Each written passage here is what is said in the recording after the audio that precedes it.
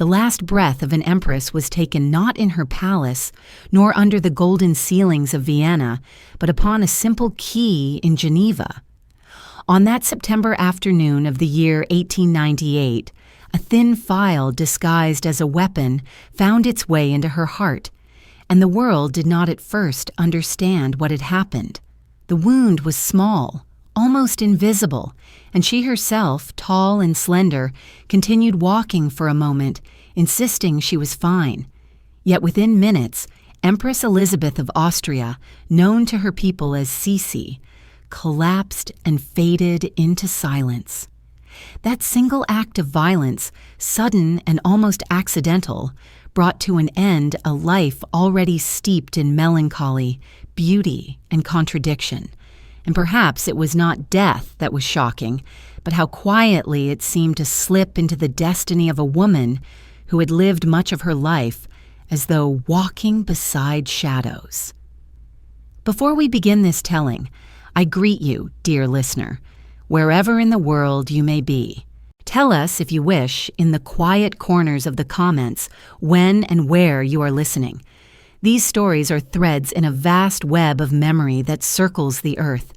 And if you feel inclined to linger with us in this space, where history and reflection merge, do not forget to subscribe, so that this community of remembrance may continue to grow. The tale we shall unfold is long, stretching across meadows and palaces, across seas and veiled windows. It is a story of contradictions, of a queen who longed for freedom, of a beauty who despised vanity, of a woman loved by millions yet profoundly alone. The life of Elisabeth of Austria-Hungary, Empress and Queen, was both scandalous and tragic, both luminous and veiled in sorrow.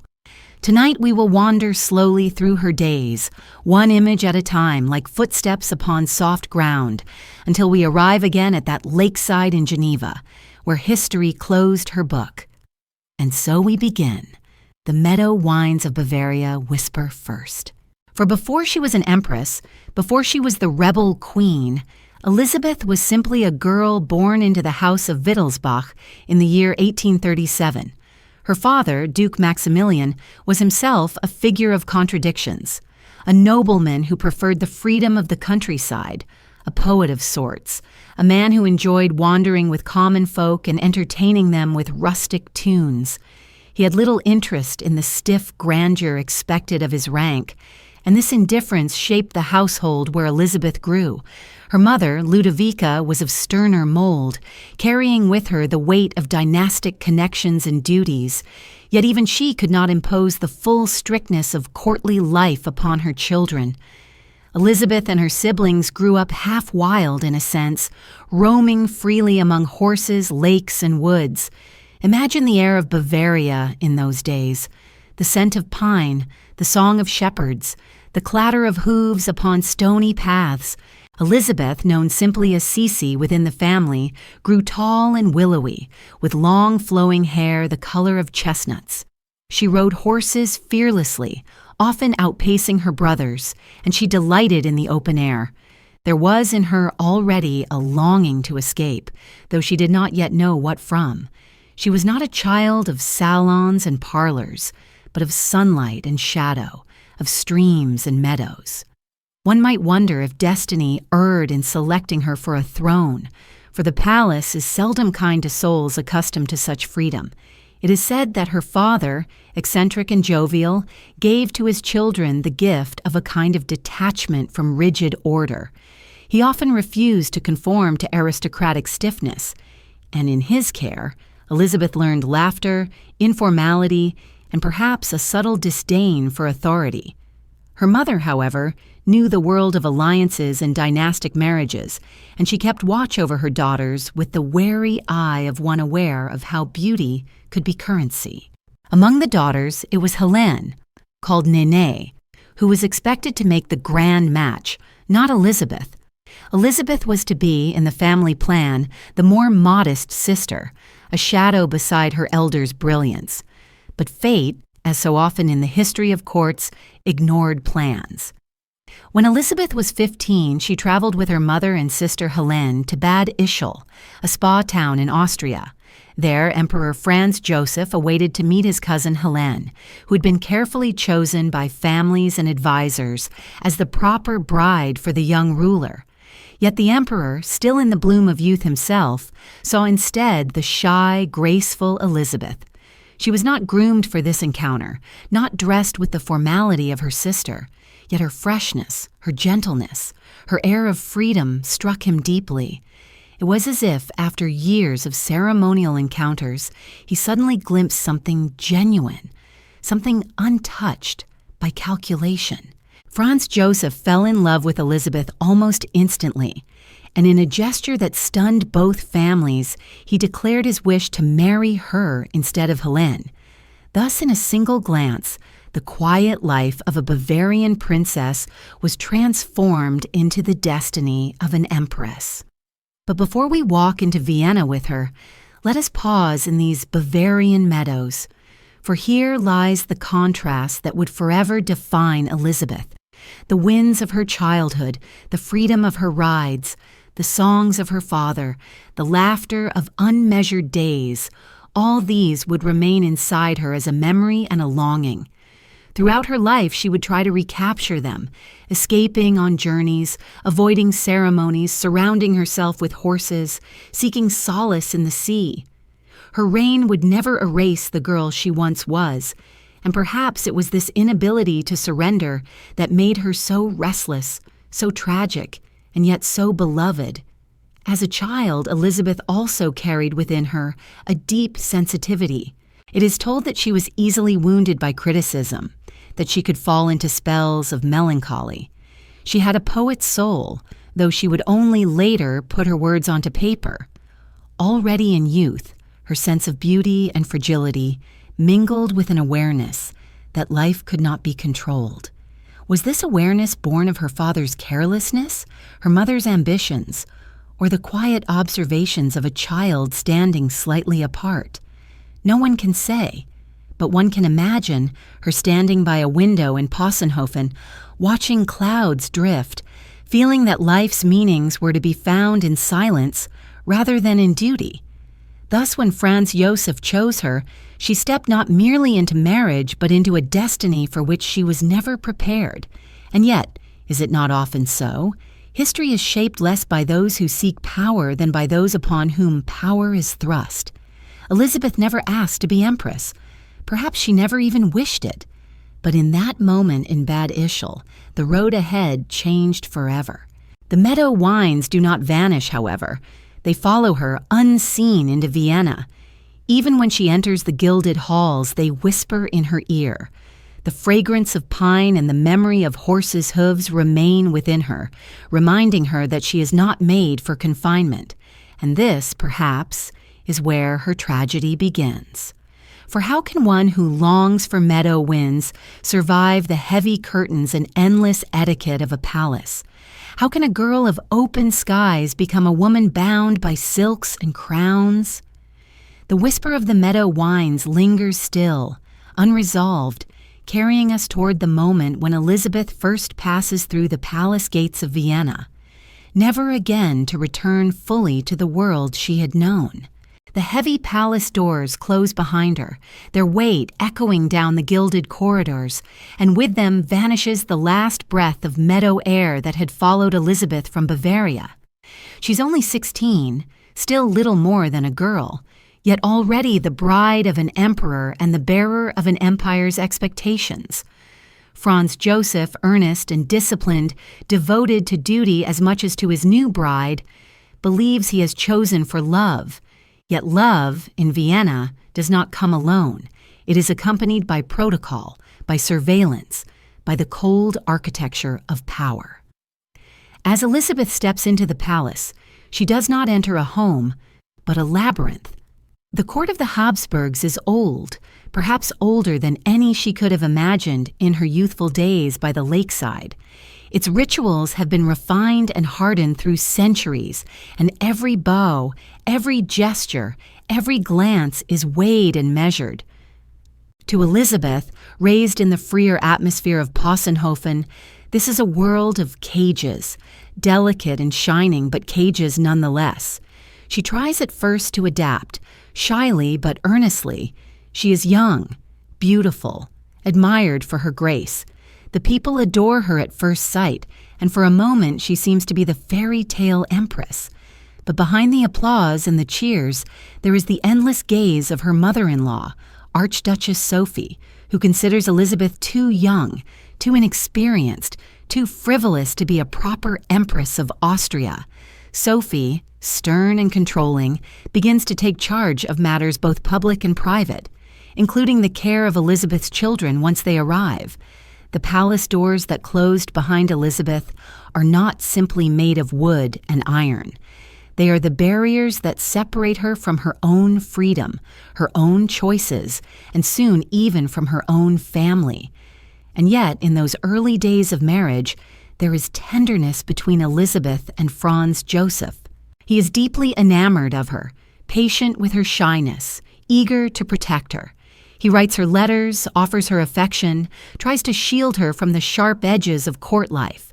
But he is also emperor, and his devotion to duty competes always with his devotion to her. The throne requires him to uphold traditions, to listen to his mother, to maintain the rigid dignity of the monarchy. Thus, though he loves Elizabeth sincerely, he cannot free her from the prison that the palace imposes. One wonders if he even sees the prison at all, for to him it is simply life as it has always been.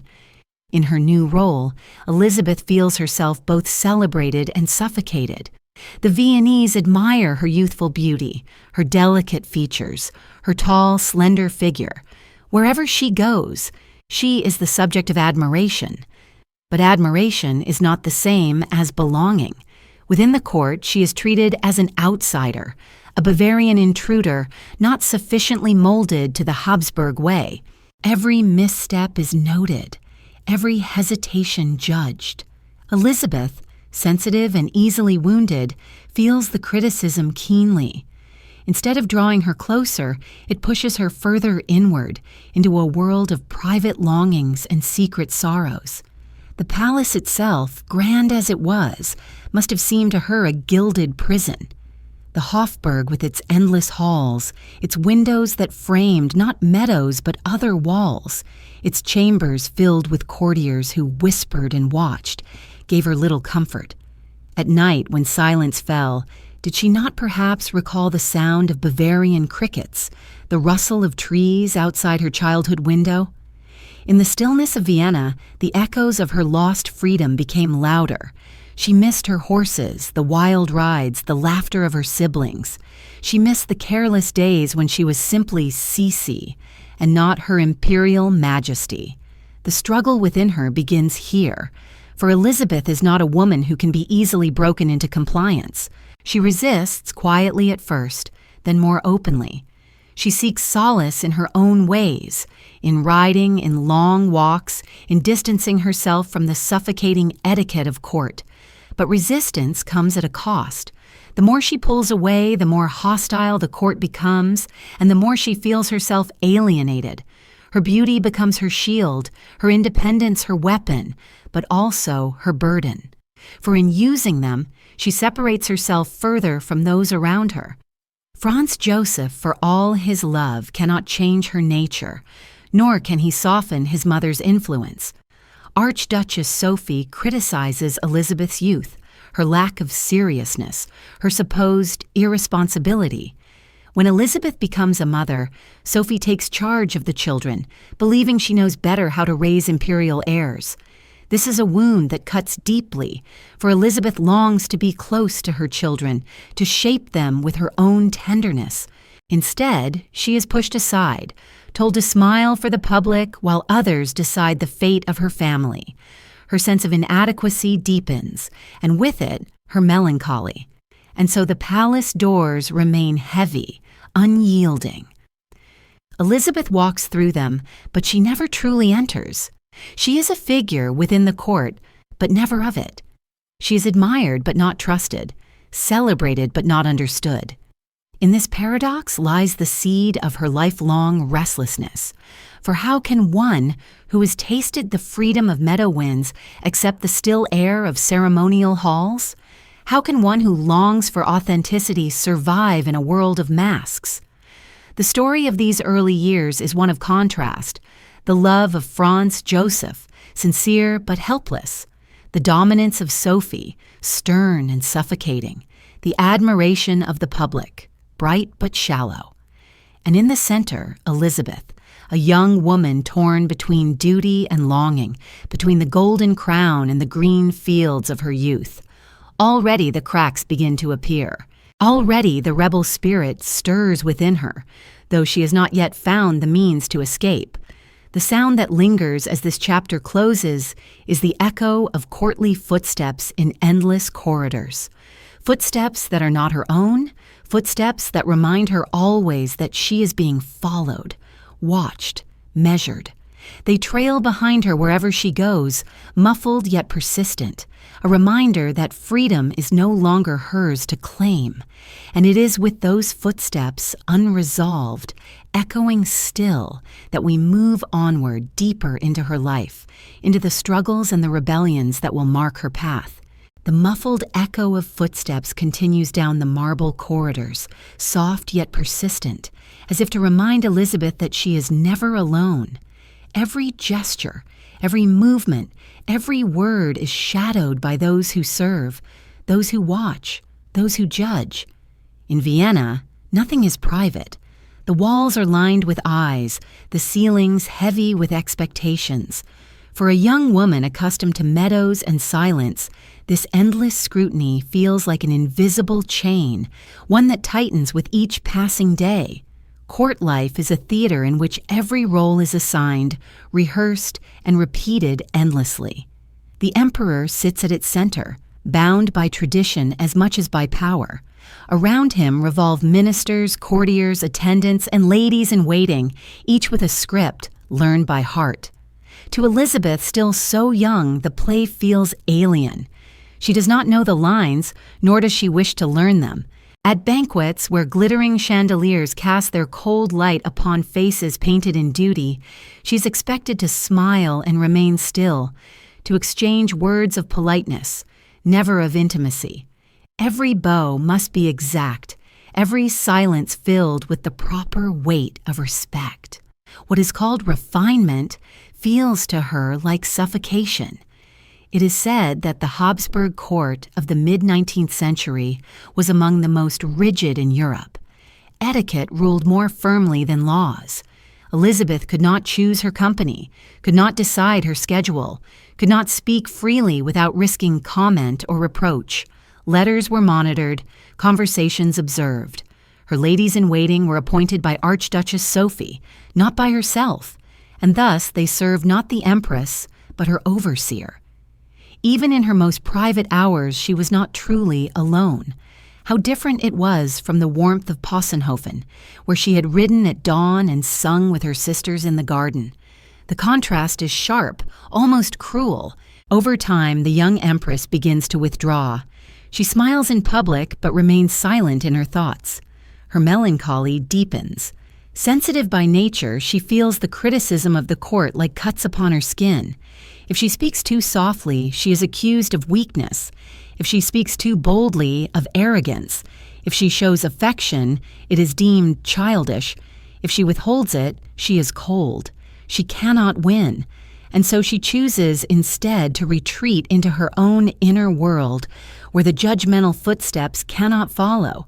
Yet even in retreat, she is restless. Elisabeth is not content to submit quietly. She begins to resist, not with open defiance, but with subtle gestures.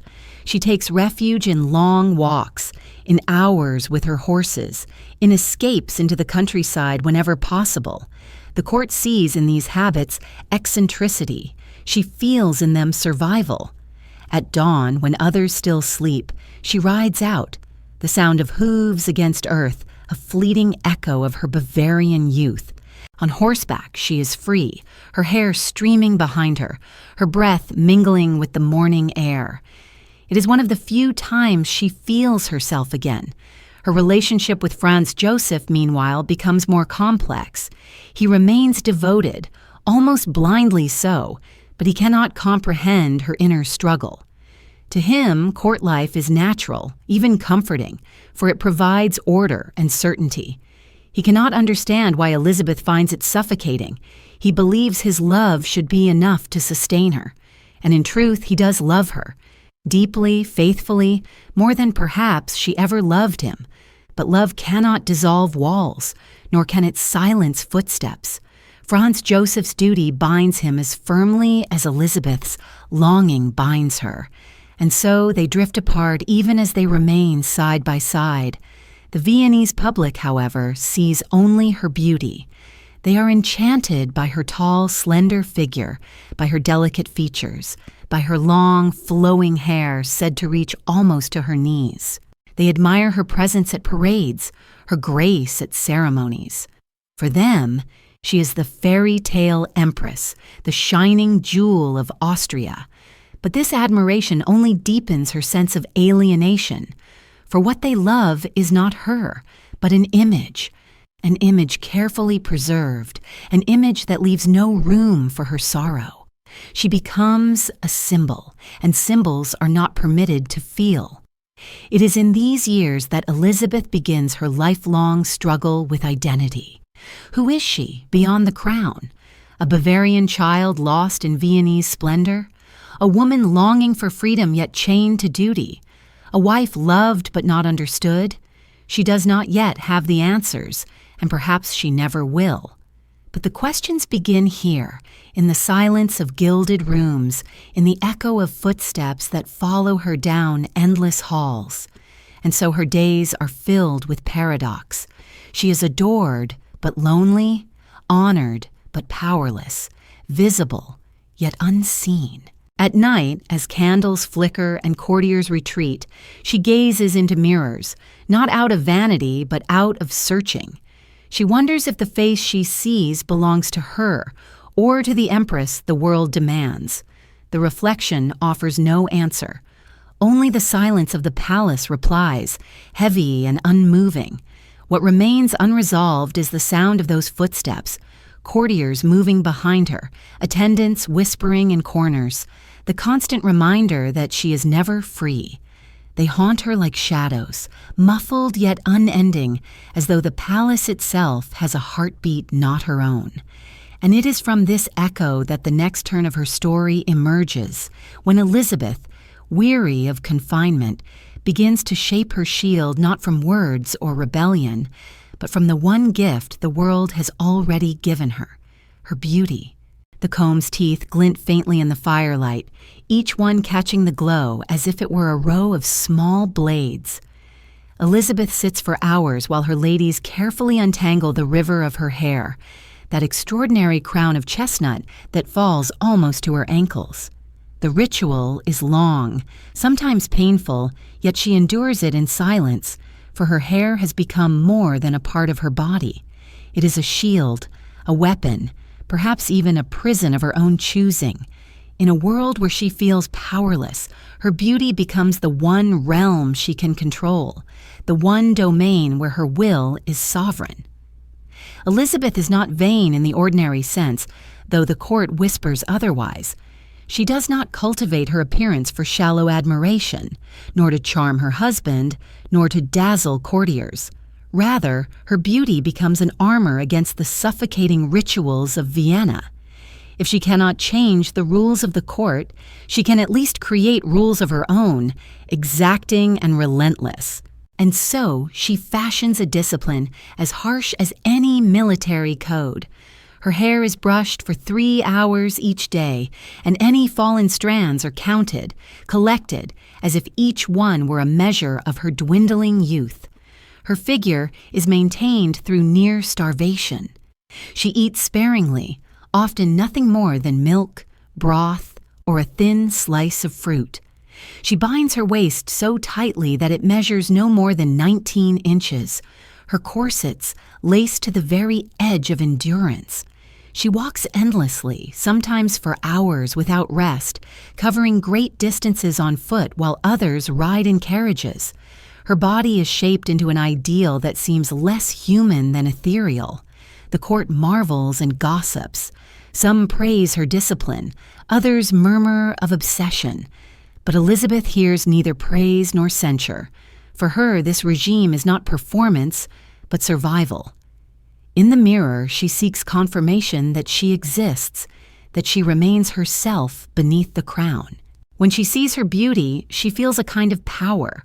Without it, she fears she would vanish entirely, absorbed into the machinery of court life that would devour her as it had so many others. Thus, her beauty becomes her rebellion, silent yet unyielding. But what cost does this rebellion exact? It isolates her further. Few can share in such rituals, and fewer still can understand them. While Franz Joseph attends to affairs of state, Elizabeth is alone with her mirrors, her combs, her scales. Hours slip away in silence, her thoughts circling like birds with nowhere to land. It is not joy she finds in these routines, but control. And control, once achieved, proves both comforting and exhausting. She is prisoner as much as mistress of her own image. To the public, however, she becomes a legend. Word spreads of the empress who has hair like a cloak of silk, who is tall and slender beyond compare, who seems untouched by age. Painters immortalize her, though she allows few portraits after a certain point, fearing to see herself betrayed by time. The people speak of her as if she were an enchantress, an ethereal queen more spirit than woman. She becomes myth, even while she lives. Yet behind the myth lies a fragile figure, alone in her chambers, watching the candlelight play upon the comb that glints like a blade. It is here that her melancholy deepens into something more elusive. Beauty, after all, is fleeting. No ritual, no discipline can halt the passing of years. Elizabeth knows this. She feels the fear of time creeping ever closer, and with it the fear of being discarded, forgotten, or pitied. Perhaps this is why she clings so fiercely to her regimen, as if through sheer will she might defy mortality. Her hair, her waist, her complexion, all become symbols of a battle not only against the court, but against the inevitability of decline. Yet who can win such a battle? And at what cost to the soul? The court watches, uneasy. Some admire her, others whisper that she is unfit for her role, too vain, too fragile, too consumed by herself. Yet even those who judge her cannot deny her magnetism. When she appears in public, veiled in beauty as in mist, she silences criticism through presence alone. She is a queen not of ceremonies, but of mystery. People gaze upon her and wonder, does she smile out of joy, or is it a mask? Does she stand among them or above them? The answers remain hidden, as carefully concealed as the hours she spends before her mirrors.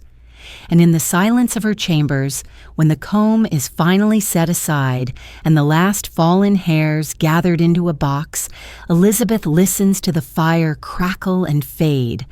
The light flickers upon her face, revealing not triumph, but weariness. For beauty, though a shield, is also a burden. To maintain it requires sacrifice, and sacrifice leaves scars unseen. She knows this, and yet she cannot stop. To surrender would be to vanish, and vanishing is her greatest fear. The firelight dims, leaving only the faint glow of embers.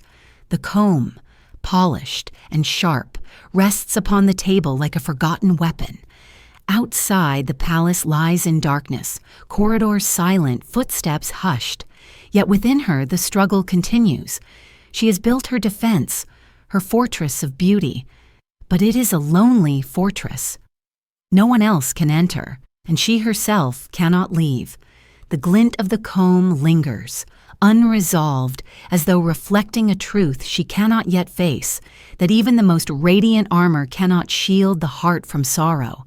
And it is from this faint glimmer, this unresolved light upon the comb, that the next turn of her story unfolds, leading her not into triumph, but into the tender ache of motherhood, where joy and grief intertwine, and where even an empress must reckon with loss.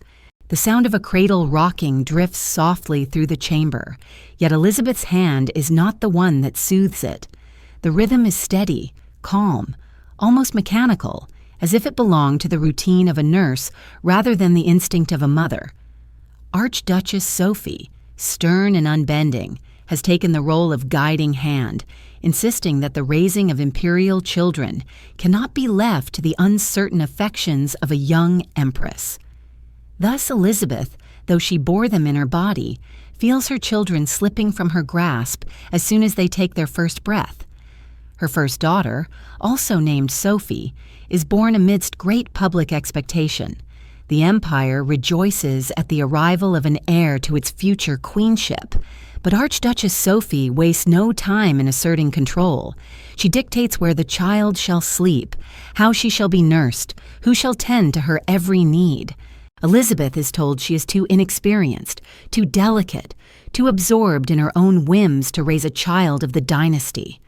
The cradle rocks without her hand, and with it rocks Elizabeth's heart, torn between duty and yearning. The young empress resists at first, pleading for the right to nurse and guide her daughter. But her pleas are met with firm refusal.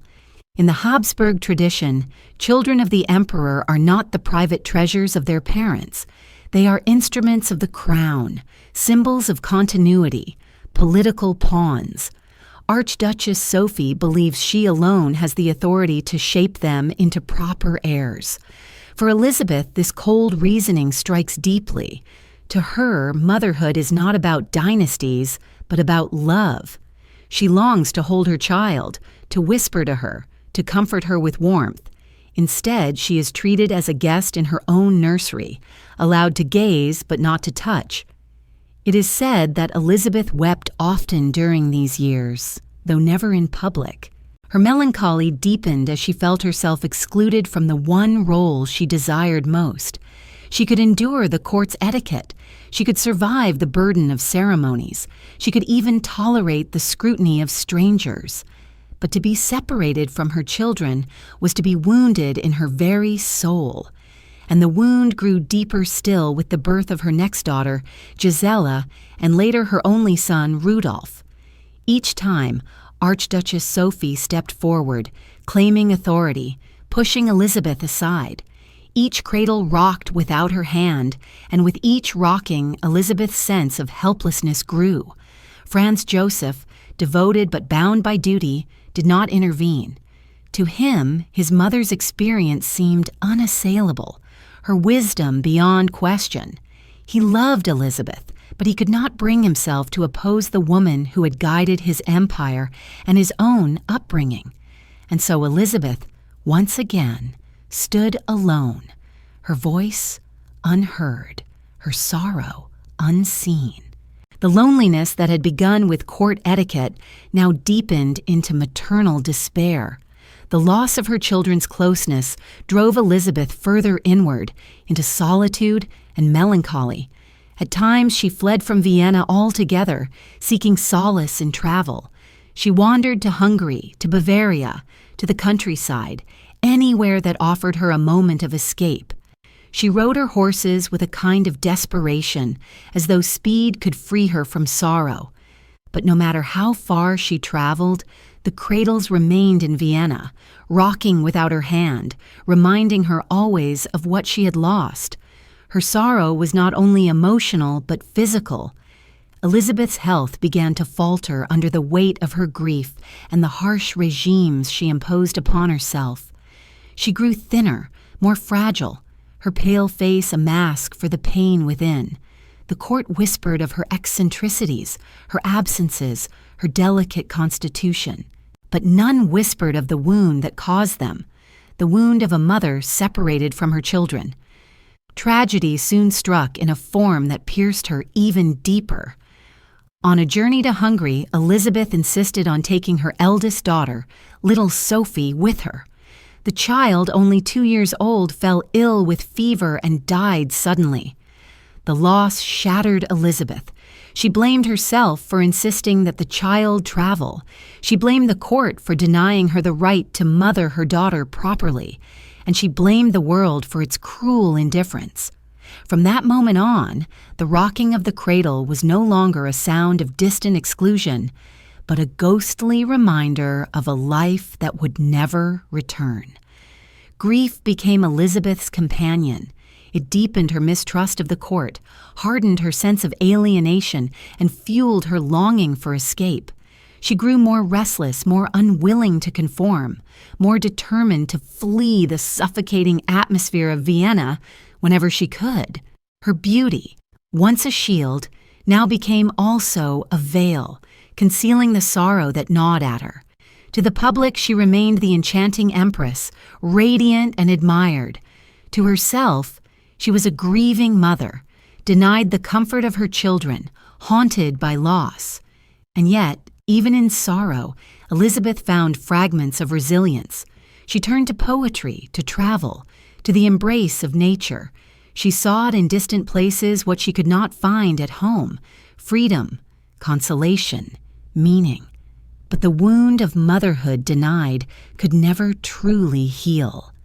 The cradle continued to rock in her memory, steady and unresolved, as though time itself refused to grant her peace. The sound of that cradle, faint and haunting, becomes the thread that leads us onward into a new chapter of Elizabeth's life.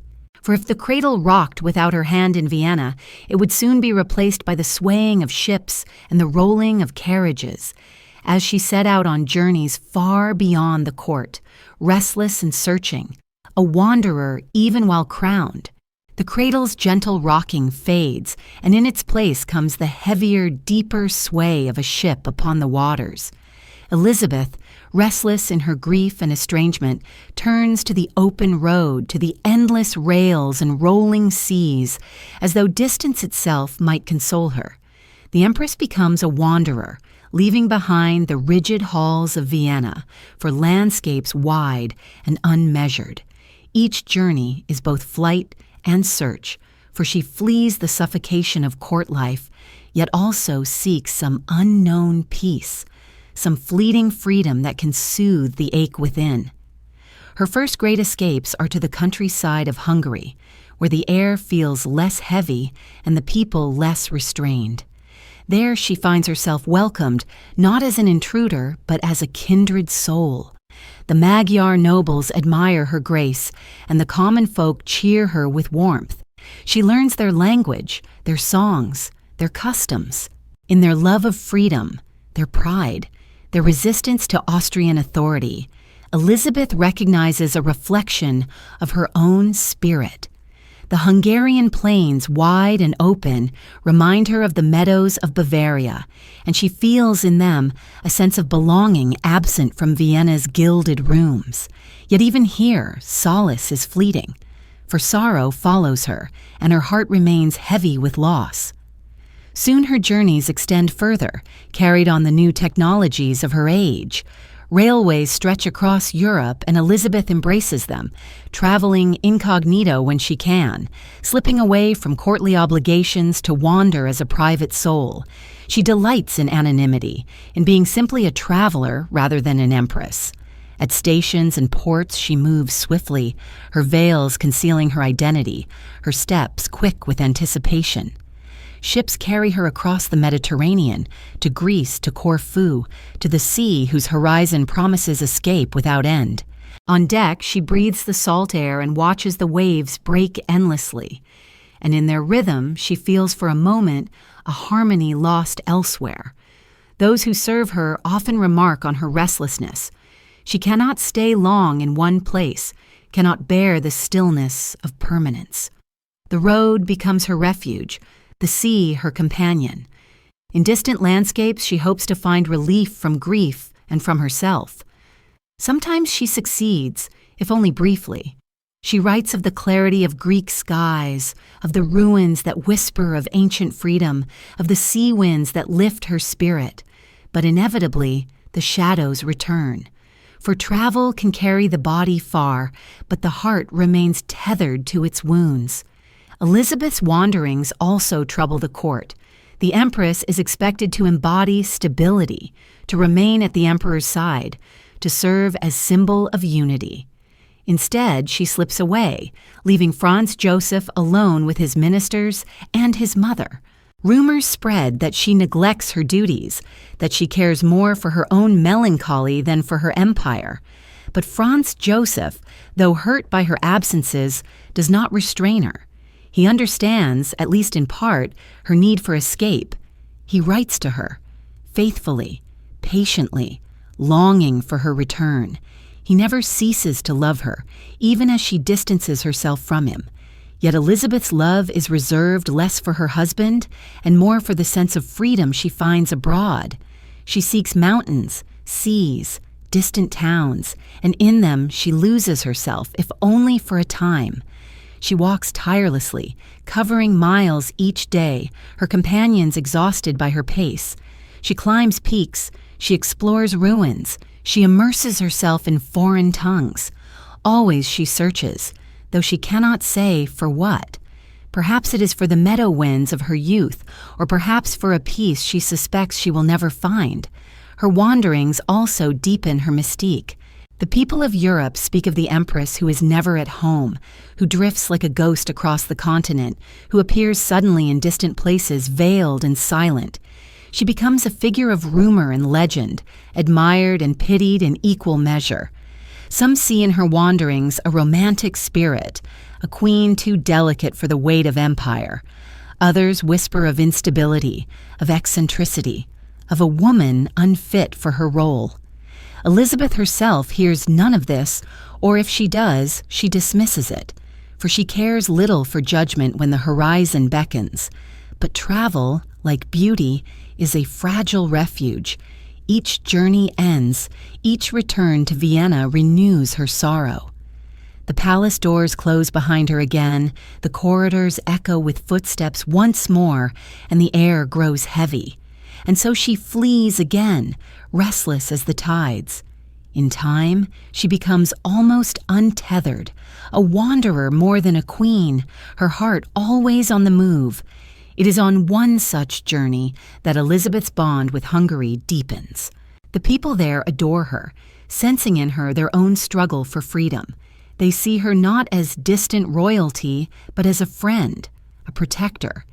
She in turn finds in them a rare acceptance. She wears their dress, learns their songs, speaks their tongue. In Hungary, she feels at home in a way Vienna never offered. In time, this bond will bear fruit in her crowning as Queen of Hungary, a moment of triumph amidst her many sorrows. But that lies ahead. For now, she is still the restless traveler, the empress who flees her gilded prison by road and sea. The sway of the ship continues, the waves breaking endlessly, the horizon always just out of reach. Elizabeth leans against the rail, the wind lifting her veil, the sea air cooling her pale face.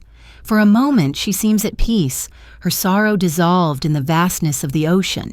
But as night falls, the waves whisper reminders of what she carries within.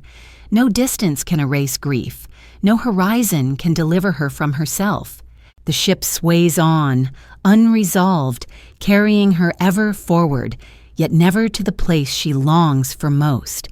And it is upon this endless horizon, where the sway of the sea meets the openness of the plains, that the next chapter begins. When Elizabeth steps into Hungary not as a guest, but as a queen, embraced by a nation that sees in her both beauty and freedom. The horizon softens into the wide, endless plains of Hungary, where the grasses ripple like a sea beneath the wind, and the sky stretches unbroken, pale and infinite.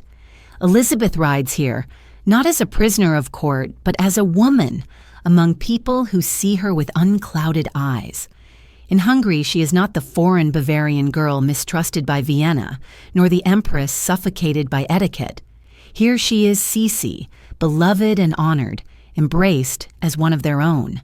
The Magyar nobles, proud and spirited, admire her independence, her refusal to bow to the rigid traditions of the Austrian court. The people, equally proud of their heritage, see in her a friend, a protector, even a symbol of their yearning for autonomy. From the beginning, Elizabeth feels an affinity with the Hungarians. Their longing for freedom mirrors her own restless spirit. Their songs, rich and mournful, echo her inner melancholy, while their fiery temperament reflects her own unspoken defiance. She learns their language with care, wrapping her tongue around unfamiliar sounds until she can converse fluently.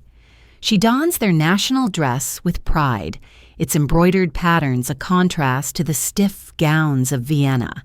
She listens to their grievances, their dreams, and their tales, and in her presence, they feel understood. It is not only admiration that passes between Elizabeth and Hungary, but a mutual recognition. They see in her a queen who suffers under constraint, much as they suffer under Austrian authority. She sees in them a nation whose spirit cannot be subdued, just as hers cannot, and in this recognition grows a bond deeper than politics, deeper than duty. It is a bond of soul. The years of turmoil between Austria and Hungary find in Elizabeth an unexpected mediator. She encourages Franz Joseph to soften, to listen, to compromise. Though she has little taste for politics, she uses her influence quietly, persistently. And when at last, in 1867, the Austro-Hungarian compromise is reached, establishing the dual monarchy, Elizabeth plays a vital role in soothing mistrust and bringing about reconciliation.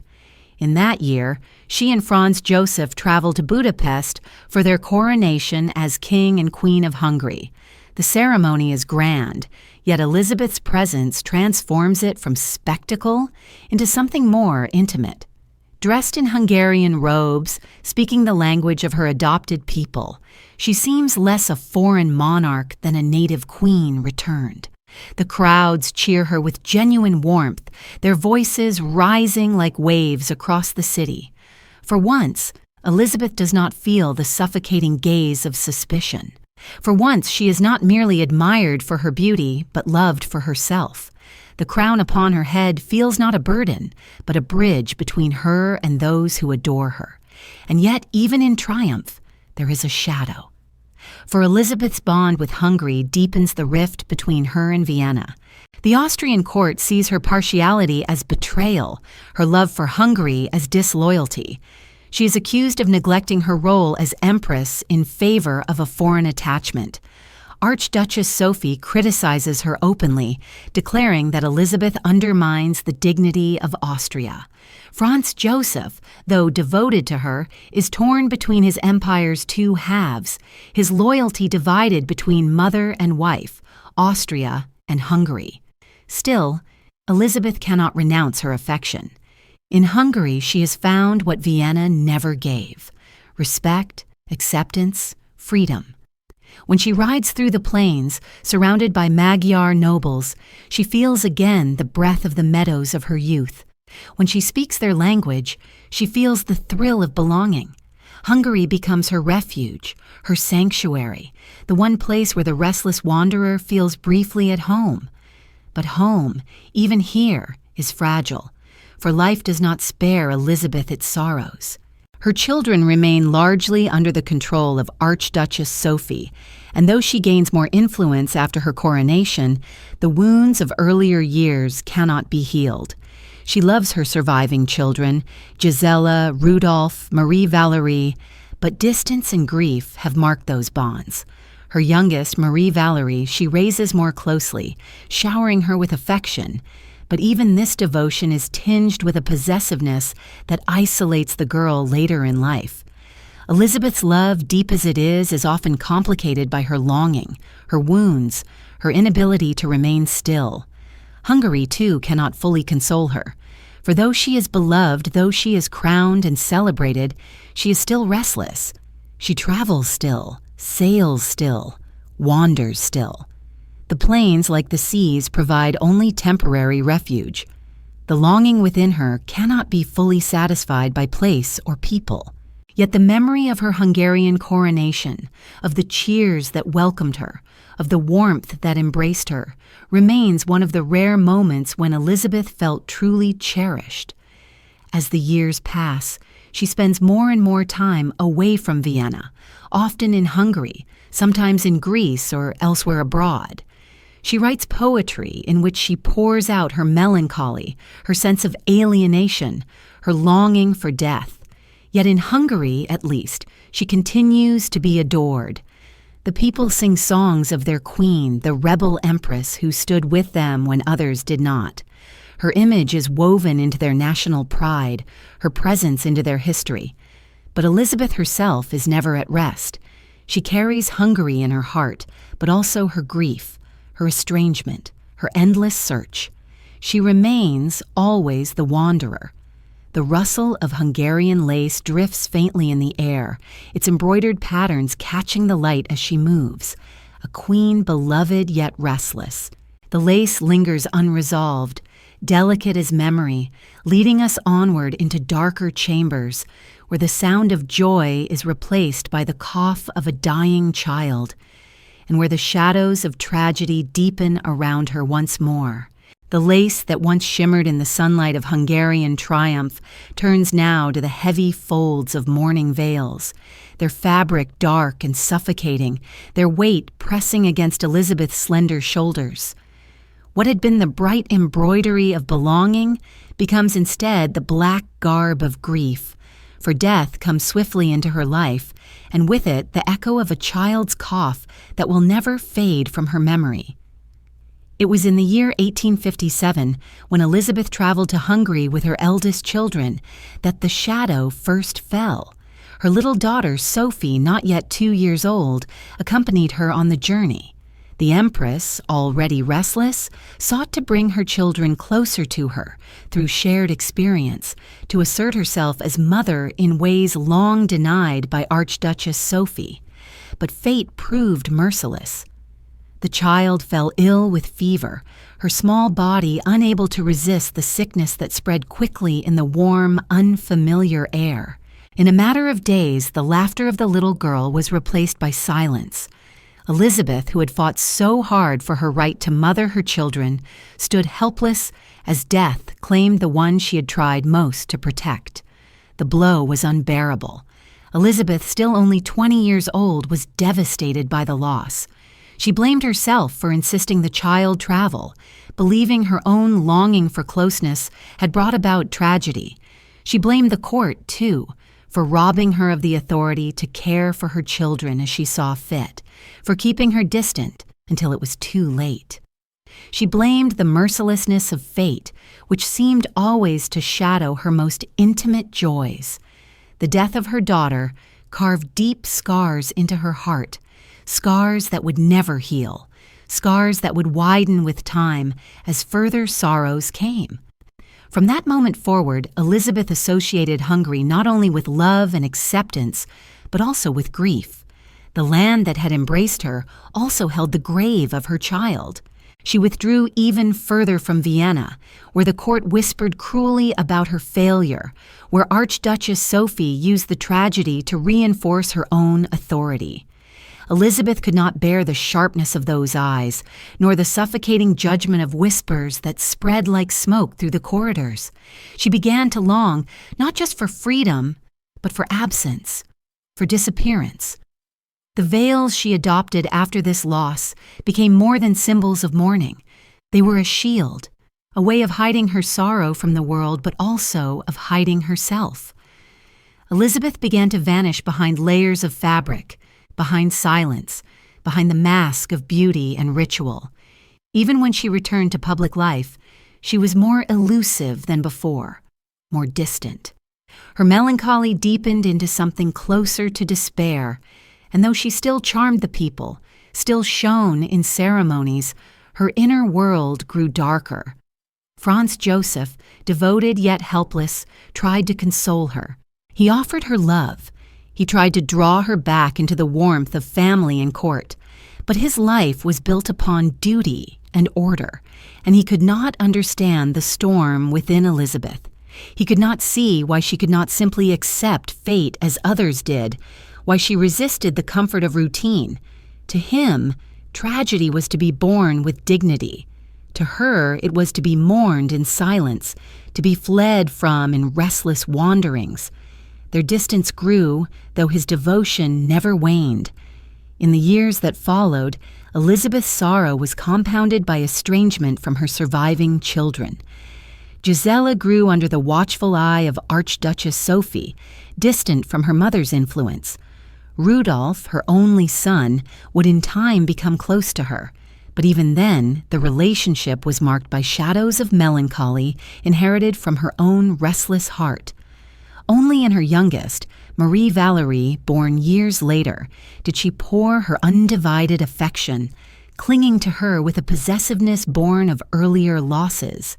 But for now, in these years of mourning, Elizabeth was a mother grieving not only the child she had lost, but the children she could not fully claim. The black veils became her constant companions. They whispered of loss wherever she went, even when she traveled far from Vienna. In mirrors, she saw not only her carefully preserved beauty, but also the shadows of sorrow beneath her eyes. Her poetry grew darker, filled with reflections on death, on futility, on the cruelty of time. She began to speak of herself as a shadow, a ghost wandering through life, destined never to find peace. Yet even in grief, she sought escape. She traveled further, longer, more restlessly. She clung to her regimens of beauty and exercise with greater intensity, as if discipline could fend off despair. She walked for hours each day, covering distances that exhausted her companions, as though she could walk away from grief itself. She sought refuge in seas and skies, in foreign languages and foreign lands. But sorrow is not bound by geography. It traveled with her, veiled as she was veiled, silent as she was silent, constant as the beating of her heart. The Viennese, meanwhile, continued to adore her. They saw the slender figure in black, the queen whose beauty remained unearthly even in mourning, and they projected onto her their own romantic notions of tragedy. To them, she became not only an empress, but a symbol of sorrow made beautiful. Songs were sung of her, stories whispered, admiration deepened by pity. Yet Elizabeth herself felt none of this admiration. She felt only the emptiness left by the small cradle that no longer rocked, the child's cough that still echoed faintly in her ears. The veils rustle as she walks, their folds heavy, their fabric obscuring her face. Each step is measured, graceful, but weighted with grief. She is present, yet absent, alive, yet ghostly. The court watches her, the people adore her, her husband loves her, but she herself drifts farther and farther away into a world of sorrow that only deepens with time. The sound that lingers is the faint echo of a child's cough, unresolved, a memory that cannot be silenced. And from this cough rises the silence of strained love, the unspoken distance between Elizabeth and Franz Joseph, a distance that grows even as they remain bound, leading us onward into a chapter where estrangement becomes the quiet rhythm of their marriage. The cough fades into silence, and that silence stretches between Elizabeth and Franz Joseph like an invisible wall. It is not the silence of comfort, the kind that settles between two souls who understand one another without words. It is instead a silence heavy with distance, where love still lingers but cannot bridge the gulf that grief and duty have carved. Franz Joseph continues to love his wife with the steadiness of a man whose life is built upon loyalty and order, yet he does not know how to reach her. Elizabeth, fragile and restless, draws further inward, unable to accept the world as it is, unable to forgive fate, unable to find peace in the confines of court or marriage. Their union, once crowned by the fervor of youthful devotion, becomes a portrait of estrangement. Franz Joseph rises each morning to the routines of an emperor: audiences, councils, military reports, signatures upon documents that shape the destiny of millions. He is methodical, disciplined, perhaps unimaginative, but utterly committed to his role. For him, duty is life. For Elizabeth, duty is a chain. She feels suffocated by the very structures that sustain her husband, and in her restlessness, she begins to escape him not only in spirit but in body, traveling further, staying away longer, retreating behind veils and silences. The Viennese see their emperor as the very embodiment of stability, a rock amidst storms. They see their empress as a shadow, admired and mourned, present yet distant. Together they appear in ceremonies, Franz Joseph upright and resolute, Elisabeth graceful and radiant. Yet when the ceremonies end and the public cheers fade, they return not to a shared intimacy, but to their separate solitudes. In the gilded chambers of the Hofburg, they live side by side like strangers who cannot quite speak the same language. There is tenderness still, of a kind. Franz Joseph never ceases to write to Elisabeth when she is away, his letters filled with affection, longing, devotion. He calls her his angel, his treasure, his beloved. He confesses how empty the palace feels without her, how he counts the days until her return. But Elisabeth, though she receives these letters with kindness, cannot offer the same warmth in return. Her spirit is too restless, her grief too deep, her need for freedom too consuming. She loves him, perhaps, in her way, but not with the constancy he gives her. To her, his devotion feels like another chain, another expectation she cannot fulfill. This estrangement grows quietly, almost imperceptibly, like a shadow lengthening at dusk. There are no dramatic quarrels, no public scandals, only the slow fading of intimacy. They remain bound by marriage, by crown, by ceremony, but their souls drift apart. Franz Joseph, ever dutiful, accepts this distance with sorrow but without rebellion. Elisabeth, unable to change herself, accepts it with melancholy, as one more sorrow added to her burden. The silence between them is mirrored in the silence of their chambers. Elisabeth spends long hours alone, reading, writing poetry, walking, riding. She seeks escape in movement, in solitude, in landscapes beyond Vienna. Franz Joseph remains in the city, tied to his throne, anchored by obligations that leave no room for wandering. When they are together, there is affection, but also formality, restraint. It is as though they live not as husband and wife, but as symbols of empire, bound by crown but not by heart. And yet the people continue to see them as a fairy tale pair, the handsome emperor and the beautiful empress. They do not see the silence between them, the loneliness that haunts their union. They do not see Elisabeth's longing for absence, her melancholy that deepens with each passing year. They see only the radiance she still carries, the grace that conceals her sorrow. To them, she is an image, and images do not speak of silence.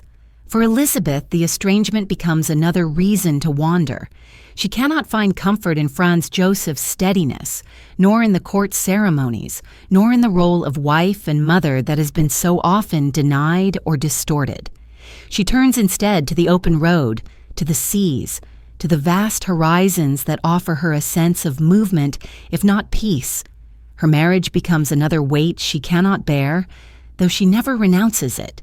She remains faithful, not through passion, but through resignation, and in that resignation lies her tragedy. Franz Joseph, for his part, accepts the distance with patience. He does not abandon her, does not reproach her, does not demand what she cannot give. His love endures, quiet and steady, like a lamp burning in a darkened room. But Elisabeth, veiled and restless, seldom steps into its light. She moves instead toward shadows, toward solitude, toward silence. And so their marriage becomes a paradox. Two people bound together yet apart, loving yet lonely, faithful yet estranged. It is a portrait of devotion and melancholy, of duty and rebellion, of a bond that endures but does not console. The sound that lingers at the close of this chapter is not the cough of a child, nor the rustle of lace, but the faint clink of a silver cup set down upon a table, untouched. It is the sound of togetherness without intimacy, of presence without connection, of silence that neither words nor love can fill. And from this faint, unresolved sound, we move onward into the next stage of Elizabeth's life, when the silver cup's dim gleam becomes the reflection of her own body in candlelight, as she deepens her obsession with youth and beauty, fighting against time with desperate rituals that bind her ever more tightly in the fortress she has built around herself. The silver cup rests upon the table, its surface catching the faint glow of candlelight, and within its gleam, Elizabeth sees not the reflection of wine, but the outline of her own slender form. Time has passed, and though her beauty remains celebrated across Europe, she feels its fragility pressing against her with each year.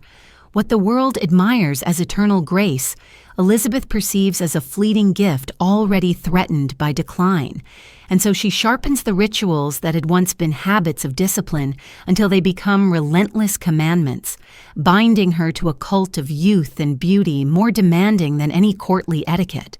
She rises each morning not with the languor of a queen at ease, but with the severity of an ascetic. Her body is subjected to regimes that leave little room for comfort. She eats scarcely more than broth, milk, or a sliver of fruit, and often fasts for long stretches, determined that no softness should touch her form.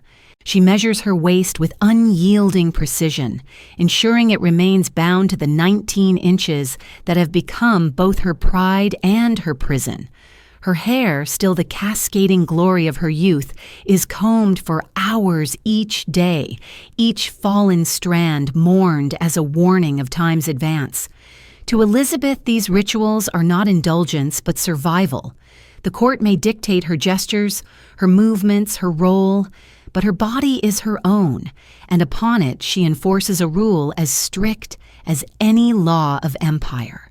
The hours spent walking, sometimes 10, sometimes more, are not leisure but necessity. She walks with such speed and distance that those who accompany her often falter, unable to match her relentless pace. She scales mountains. She rides horses with the ferocity of a huntress. She swims in cold waters. Her body becomes both shield and burden, perfected through discipline, yet haunted by exhaustion. Observers marvel at her willpower. They speak of her figure as if it were a work of art, untouched by the years. They whisper that she looks more like a maiden than a mother of grown children. Admirers from across Europe celebrate her as the very embodiment of timeless beauty, a queen who defies age, but admiration is hollow comfort. Elizabeth herself knows the truth, that every effort is a battle against inevitability, that every regimen is only a pause before decline. She fears the mirror not because it deceives her, but because it tells her too much. She sees in its glass the faint lines that no veil can conceal, the weariness that discipline cannot erase. In this fear lies her deepest sorrow. For Elizabeth has bound her sense of self so closely to her beauty that she cannot imagine herself without it.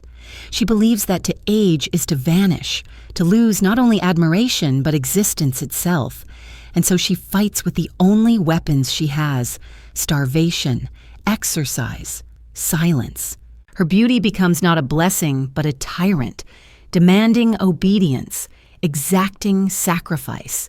What began as rebellion against the court becomes, in time, another prison. Franz Joseph continues to adore her, blind to the flaws she perceives. To him, she is always radiant, always his beloved, no matter how veiled, no matter how absent. He never ceases to write to her, to long for her presence, to cherish the moments she grants him. But Elizabeth cannot believe him. She thinks his devotion a kindness, a courtesy, perhaps even a duty, but not the truth. For the truth, she feels, lies in the mirror, in the scale, in the strands of hair gathered each day. And the truth tells her that she must fight, always fight, or be consumed by time. The court, meanwhile, grows uneasy. They whisper that the Empress has become eccentric. that her obsessions are unbecoming, that she neglects her duties for the sake of vanity. They do not see the deeper wound beneath these rituals, the sorrow that drives them. They see only the surface, the queen who hides her face, who travels endlessly, who walks and fasts and veils herself as though she were not a woman, but a shadow. Her poetry, seldom shared, reveals more. In her verses, she writes of the cruelty of age, of the futility of struggle, of her longing for death as a release from time's tyranny. She calls herself a specter, a wanderer, a soul out of place in the world. Her words are filled with melancholy, but also with a strange clarity. She knows what she does cannot save her, yet she cannot stop. To surrender would be to vanish, and vanishing is her greatest fear. And so she continues, day after day, year after year, bound more tightly to her rituals, her obsessions, her veils. The public, who glimpse her only rarely, speak of her as if she were a myth. They describe her beauty with awe, her grace with reverence.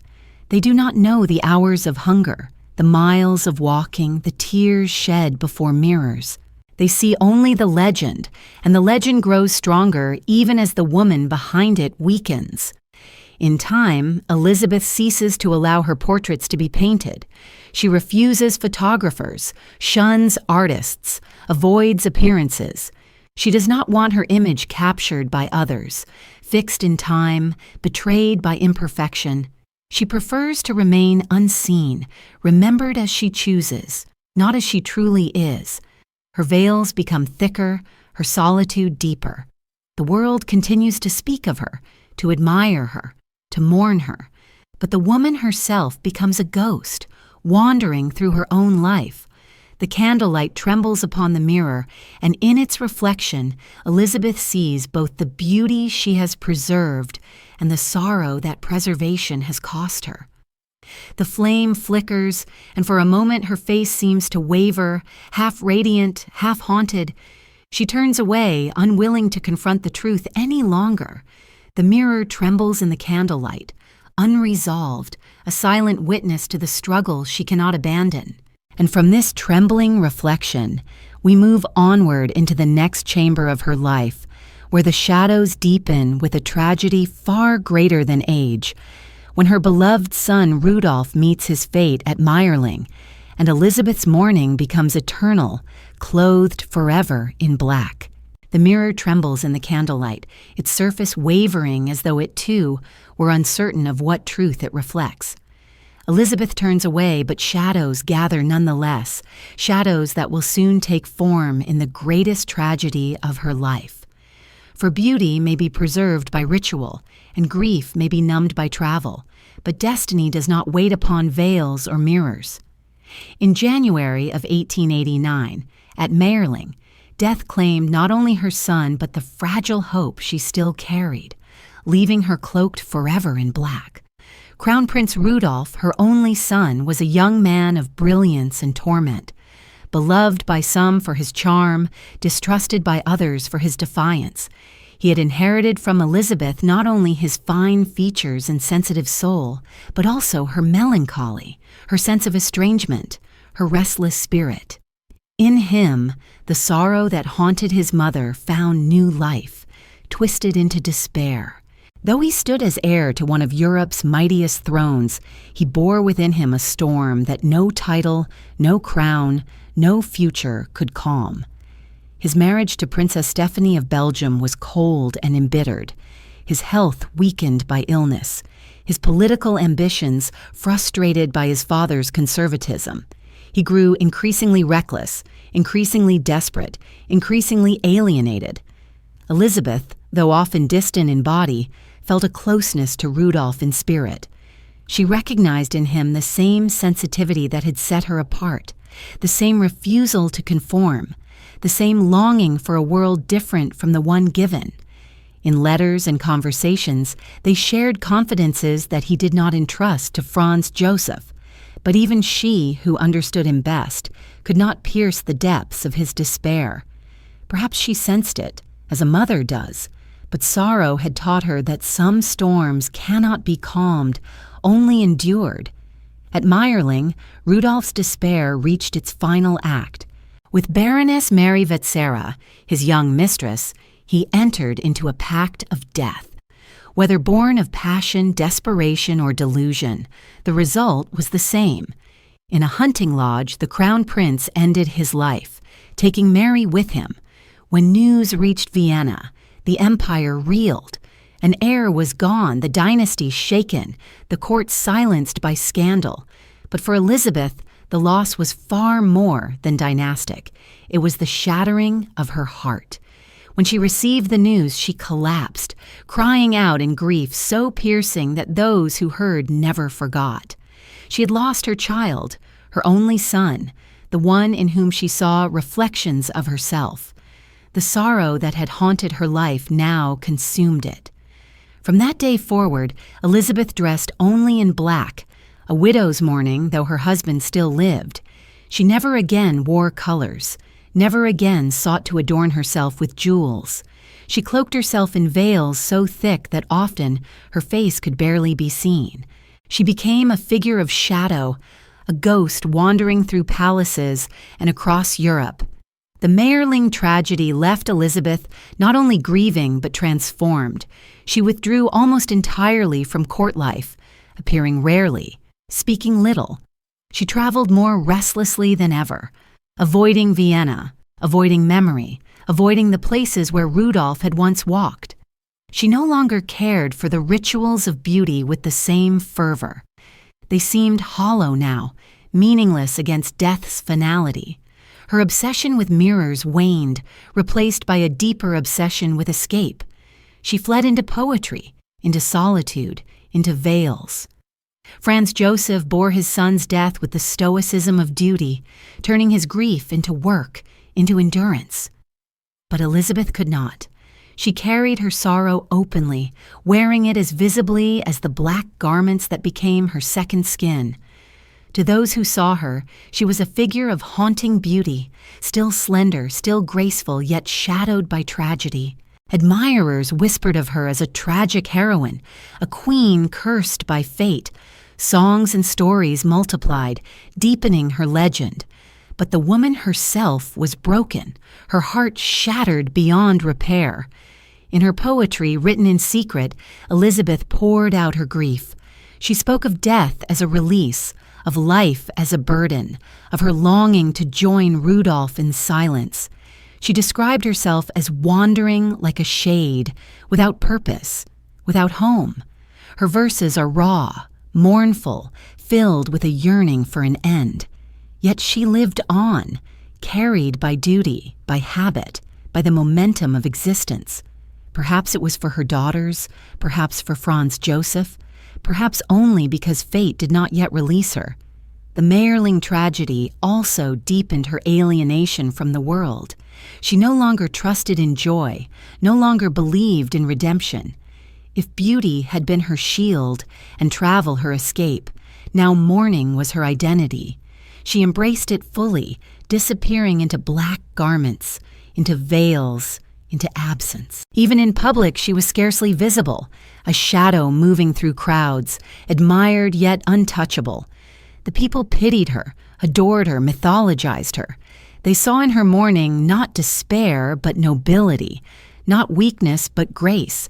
But Elizabeth herself felt only emptiness, only longing for the silence that had claimed her son.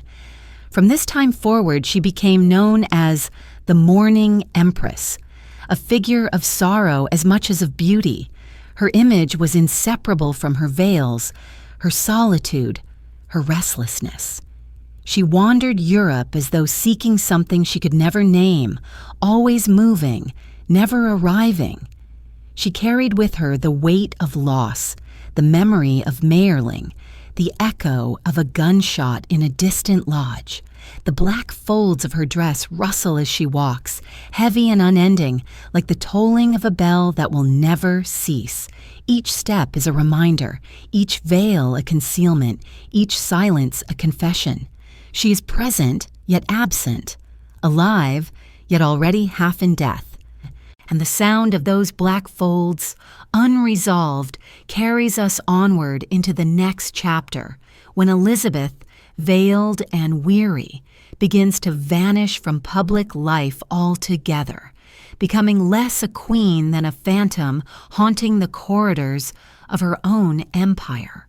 The black folds of Elizabeth's mourning dress rustle softly as she moves, their sound like the whisper of autumn leaves stirred by a faint wind. Yet unlike leaves, these garments do not fall away with the seasons. They cling to her always, heavy with grief, unchanging in their somber hue. From the day of Rudolph's death onward, Elizabeth becomes a figure wrapped not only in fabric, but in absence. She begins to withdraw from the stage of public life, slipping further into shadows until she seems less a queen of flesh and blood than a phantom wandering through the empire that once celebrated her beauty. In Vienna, her appearances grow rare. Court ceremonies, once illuminated by her presence, proceed without her, or with her, seated silently, veiled, her face half hidden. The people still adore her, but they see her only at a distance, a tall figure shrouded in black, her movement slow, her voice seldom heard. For Elizabeth, the court has become unbearable. Each hall echoes with memories of Rudolf, each chamber with the weight of judgment, each face with expectations she can no longer meet. And so she slips away, leaving Franz Joseph to bear the empire's burdens alone, while she becomes a wanderer across Europe, a queen without a court, a spirit adrift. Her veils grow thicker, her solitude deeper. She avoids photographers, forbids portraits, refuses to let her image be captured. She will not allow time to betray her, will not permit the world to see her aged or diminished. To many, she becomes a legend precisely because she is unseen. Her beauty is remembered, imagined, preserved in memory as eternal, while the woman herself hides behind mourning garb, veils, and distance. The public whispers of her as a mysterious figure, an empress who is turned into myth while still alive. Elizabeth herself leans into this elusiveness. She begins to live almost as a traveler without home. She spends months at a time away from Vienna, journeying to Italy, to Switzerland, to England, to the Mediterranean. She lives aboard ships, in hotels, in rented villas. She moves quickly, incognito when possible, traveling under false names, seeking anonymity in foreign crowds. The courtiers despair of her absences, the ministers grumble of neglect, but Elizabeth does not hear them. Her soul longs not for governance, but for escape. Those who encounter her in these years describe a woman both ethereal and sad. Tall and slender, dressed always in black, with her face veiled or shaded by parasol, she walks swiftly through streets, along shorelines, across gardens, avoiding conversation, avoiding notice. She seldom lingers, seldom smiles, and yet, even hidden, her presence captivates. People turn to watch her, sensing in her a story untold, a sorrow too great to be concealed. She becomes, in truth, what she once feared, a shadow of herself. Yet she embraces this shadow, finds in it a kind of freedom. If she cannot be happy, she can at least be unseen. If she cannot control her fate, she can control her presence. To vanish is her form of rebellion, her final shield against the suffocating gaze of the world. Franz Joseph remains devoted, patient, ever hopeful of her return. He writes to her, longs for her presence, accepts her absences with quiet sorrow. He never ceases to love her, even as she grows more distant. Their marriage, once strained by silence, now becomes a union of absence and endurance. He at the center of empire, she wandering its edges. He bound by duty, she fleeing from it. And yet they remain bound, not by closeness, but by something deeper, an invisible thread of loyalty that neither distance nor silence can sever. In her solitude, Elizabeth turns more often to poetry. She writes with candor and melancholy, verses filled with longing for death, for release, for reunion with her lost child.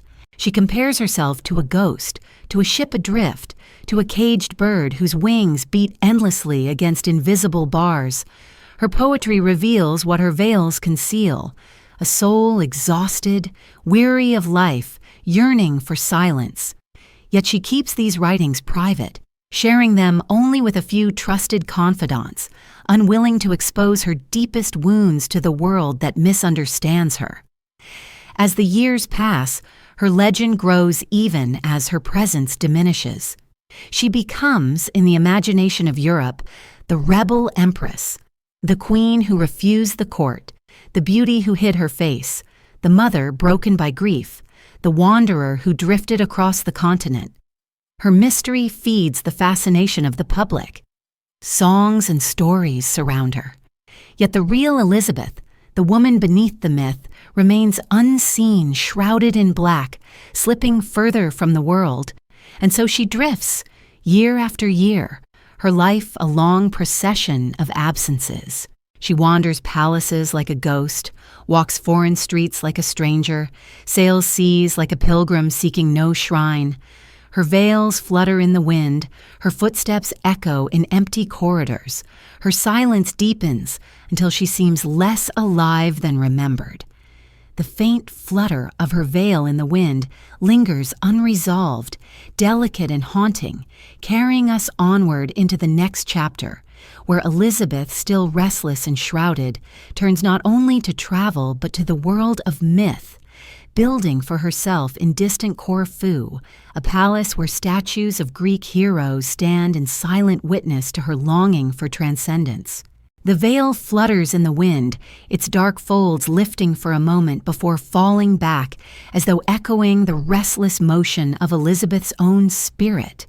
And in time, this fluttering carries her farther still, across seas to the island of Corfu, where she seeks not only escape, but also a kind of transfiguration. For there, upon a hillside overlooking the Ionian Sea, Elizabeth builds a palace unlike any other, a sanctuary not of courtly grandeur, but of myth and memory, the Achillion. The island greets her with light and clarity. The sky stretches wide, the sea glimmers endlessly. The air carries the fragrance of olives and wild herbs. In Corfu, Elizabeth feels something she has not felt in Vienna, a closeness to the ancient world she has long admired, a world of poets and heroes whose struggles echo her own inner turmoil. She has always been drawn to Greek culture, to its language and legends, to the melancholy of its epics. Now she immerses herself fully, studying Greek with the same fervor she once devoted to Hungarian, reciting verses of Homer, surrounding herself with the words of antiquity. The Achillion, the palace she raises there, is her tribute to this longing. Its halls and gardens are filled with statues of gods and warriors, its walls adorned with mythic scenes. At its heart stands Achilles, the hero she most admires, strong yet vulnerable, glorious yet doomed, defiant yet mortal. To Elizabeth, Achilles is not merely a figure of legend, but a reflection of her own fate. Like him, she feels both powerful and fragile, admired and condemned, destined for sorrow despite her gifts.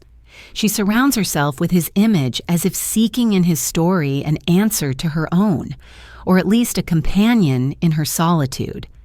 The palace is beautiful, but it is also strange. It is less a home than a temple, less a dwelling than a monument to longing. Elizabeth fills its spaces with her thoughts, her poetry, her melancholy. She walks its corridors alone, her veils trailing behind her, her footsteps echoing among marble statues. To visitors, it seems a place of wonder, a fairy tale retreat. To Elizabeth, it is both refuge and mirror, reflecting back the depths of her sorrow, the grandeur of her imagination, the futility of her search. For even here, in this palace of myth, she cannot escape herself. The statues are silent, the myths immutable. They offer inspiration but not consolation, beauty but not comfort. She sees in Achilles not salvation, but confirmation of her own sense of doom. She writes verses that speak of death, of the futility of human striving, of the longing to dissolve into silence. She wanders the gardens at dawn, gazing upon the sea, her face pale in the morning light, her thoughts drifting to her lost son, to her wasted youth, to the inexorable passage of time. Yet even in this sorrow, there is a strange kind of beauty. The Achillion becomes the outward expression of Elisabeth's inner world, a place where myth and melancholy merge. She is no longer only a queen in mourning, but also a poet, a dreamer, a soul seeking in antiquity what she could not find in her own age. The palace stands as testimony to her refusal to be confined by court or by role. In building it, she asserts her independence, her right to create, her defiance of expectations. Those who visit her there are struck by her presence.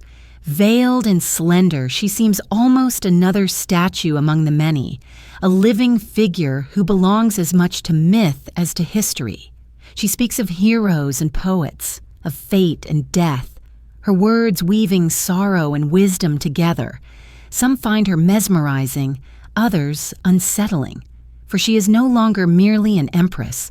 She is becoming a legend of her own making, a woman half in this world, half in another.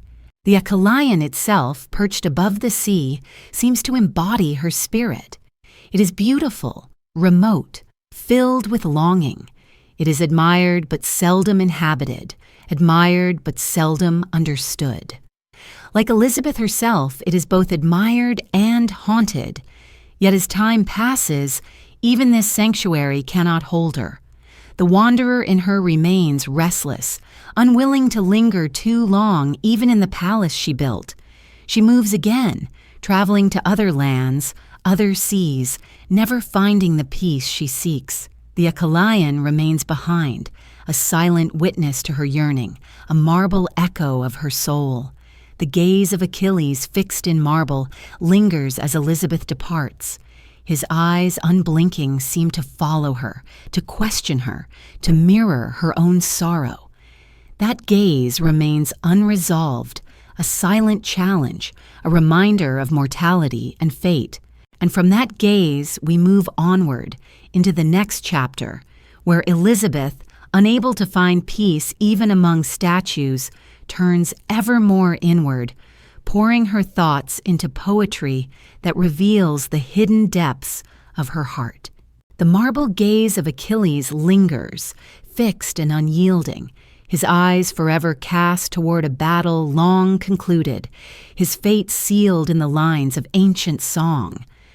Elisabeth stands before him often, veiled and silent, her own gaze meeting the heroes as though searching for something beyond stone. But statues do not answer, and so she turns inward to the only place where her voice can be free, the pages of her poetry. Here, at last, she dares to reveal what the court never heard, what even Franz Joseph could not grasp, what the world might never understand. Elisabeth has long been a writer, filling private journals with fragments of thought, verses of longing, reflections tinged with melancholy.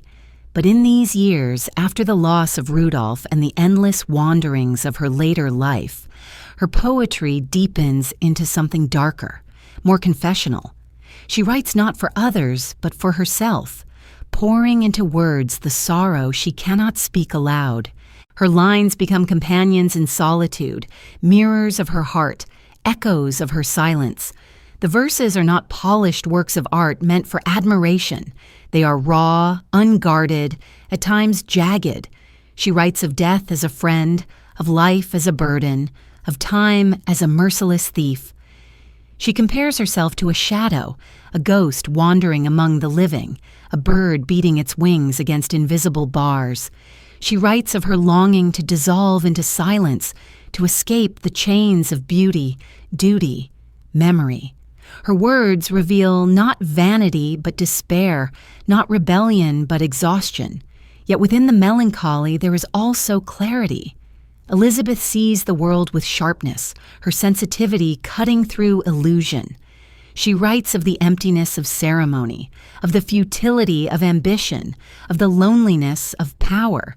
She sees how beauty, once celebrated, becomes a prison, how love, once cherished, becomes estrangement, how life, once promising, becomes sorrow. She does not flatter herself, nor does she flatter the world. She writes with honesty, unsoftened, unmasked. In her poetry, Elisabeth also reveals her fascination with death. She does not fear it. She longs for it, speaks of it as a release, a reunion, a rest. She dreams of joining her lost daughter, her lost son, of laying down the burdens of her wandering. Yet death does not come, and so she continues to write, to wander, to veil herself. Her words become her form of survival, her way of enduring the days until silence finally claims her. Few ever see these verses in her lifetime.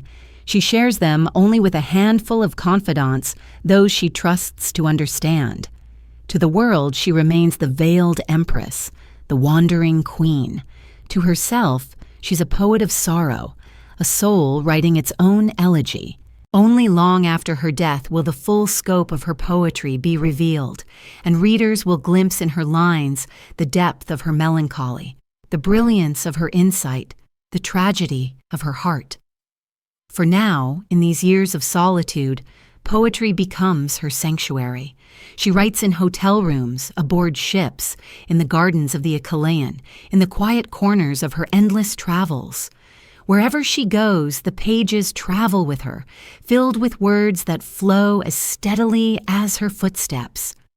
And though they do not bring her peace, they bring her expression, the freedom to speak what cannot otherwise be spoken. One might imagine her at night, seated by a window, the veil drawn back, the candle burning low.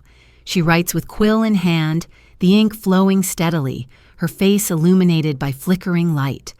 Outside, the sea murmurs or the wind rustles leaves, but within, only the scratch of pen against paper breaks the silence. Her eyes, weary yet focused, trace the words as they form, and in them she sees herself, her truth, her sorrow.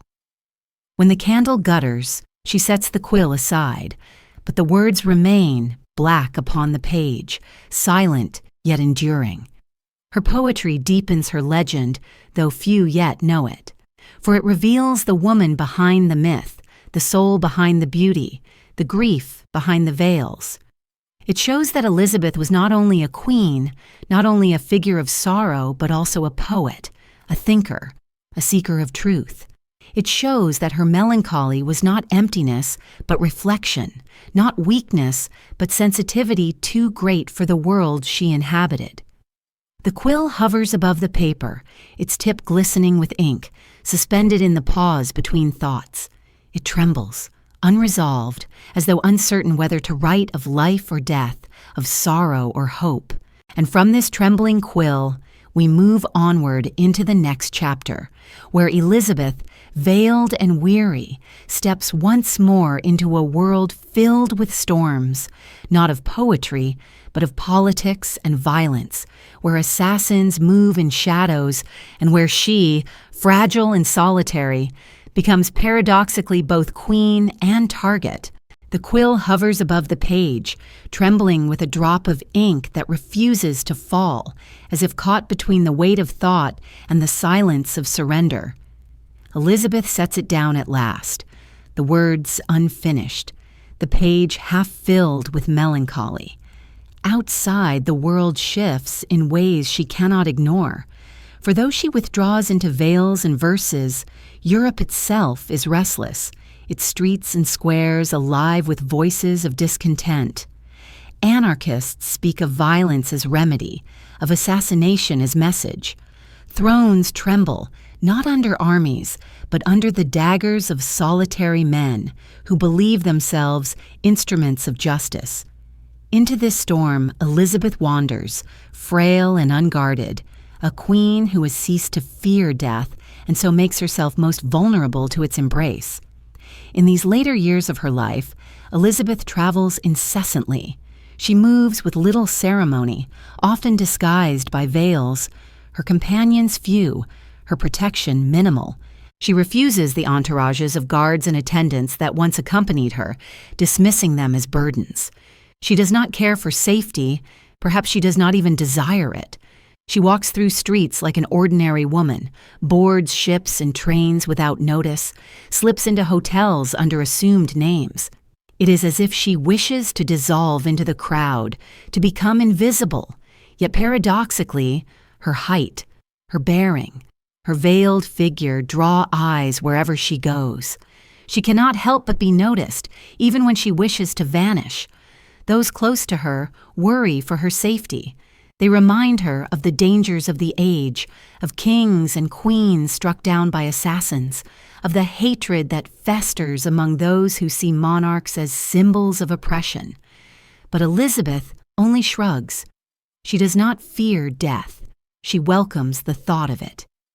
In her poetry, she has written often of her longing for release, her wish to join her lost son, her desire to lay down the burdens of beauty, duty, and grief.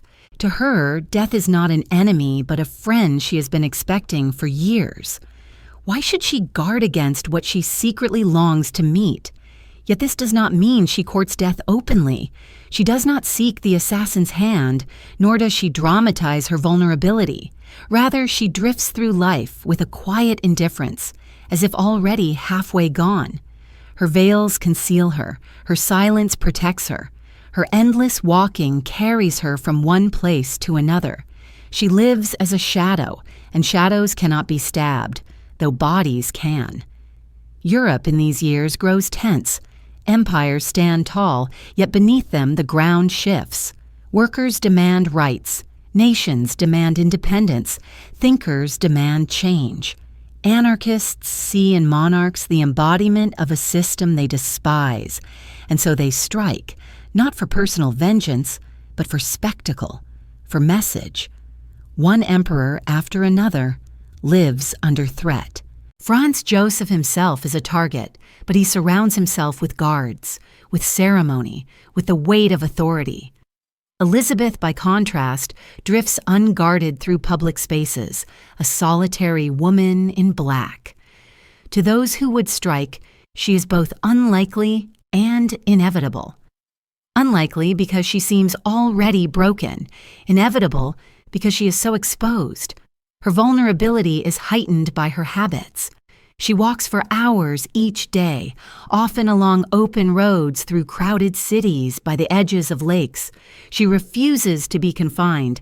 She speaks of the need for air, for space, for distance. Those who accompany her can barely keep pace, their steps faltering while hers remains steady, tireless. She is like a ghost pursued by companions who cannot match her rhythm.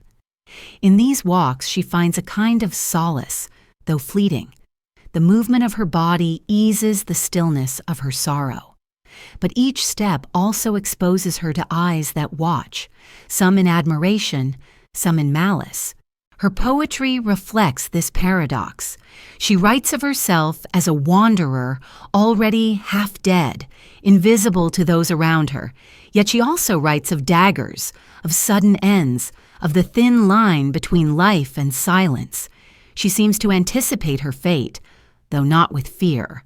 Instead, she imagines it with acceptance, as if it were simply the conclusion to a life that has been wandering toward it all along.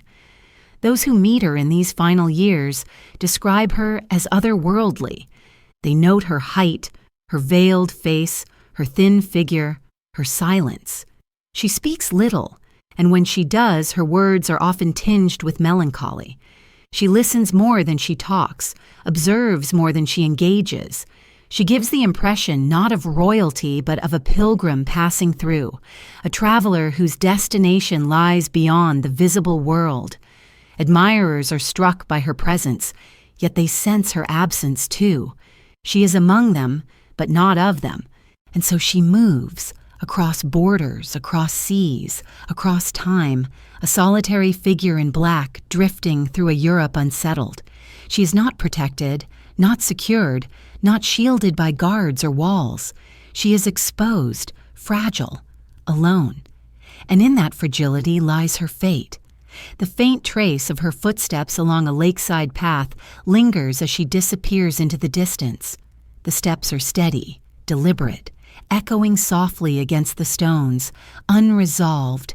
And from this quiet sound we pass into the next chapter, where those footsteps carry her to Geneva, where on a September afternoon the shadow she has long awaited at last takes shape in the hand of an assassin, and her wandering finds its end.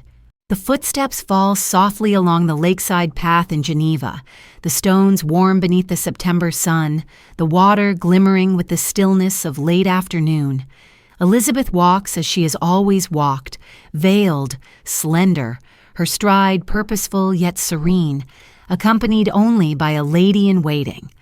Around her, life flows as it does in any city. Voices of passers-by, the creak of boats at the dock, the faint clatter of hooves on distant streets. To those who notice her, she seems merely another traveler, a tall woman in black, graceful yet unremarkable, moving without guards, without retinue, without fanfare. But to one man watching from the crowd, she is not a shadow but a target, the living embodiment of power he despises, and within his hand he conceals the instrument of her fate. Luigi Luciani, an Italian anarchist, is no soldier, no conspirator backed by forces of state. He is a solitary man with a solitary plan, armed not with a blade of war, but with a simple file sharpened into a crude weapon. He has waited in Geneva, seeking any royal figure upon whom to strike. Fate places Elizabeth before him, fragile, veiled, wandering without protection.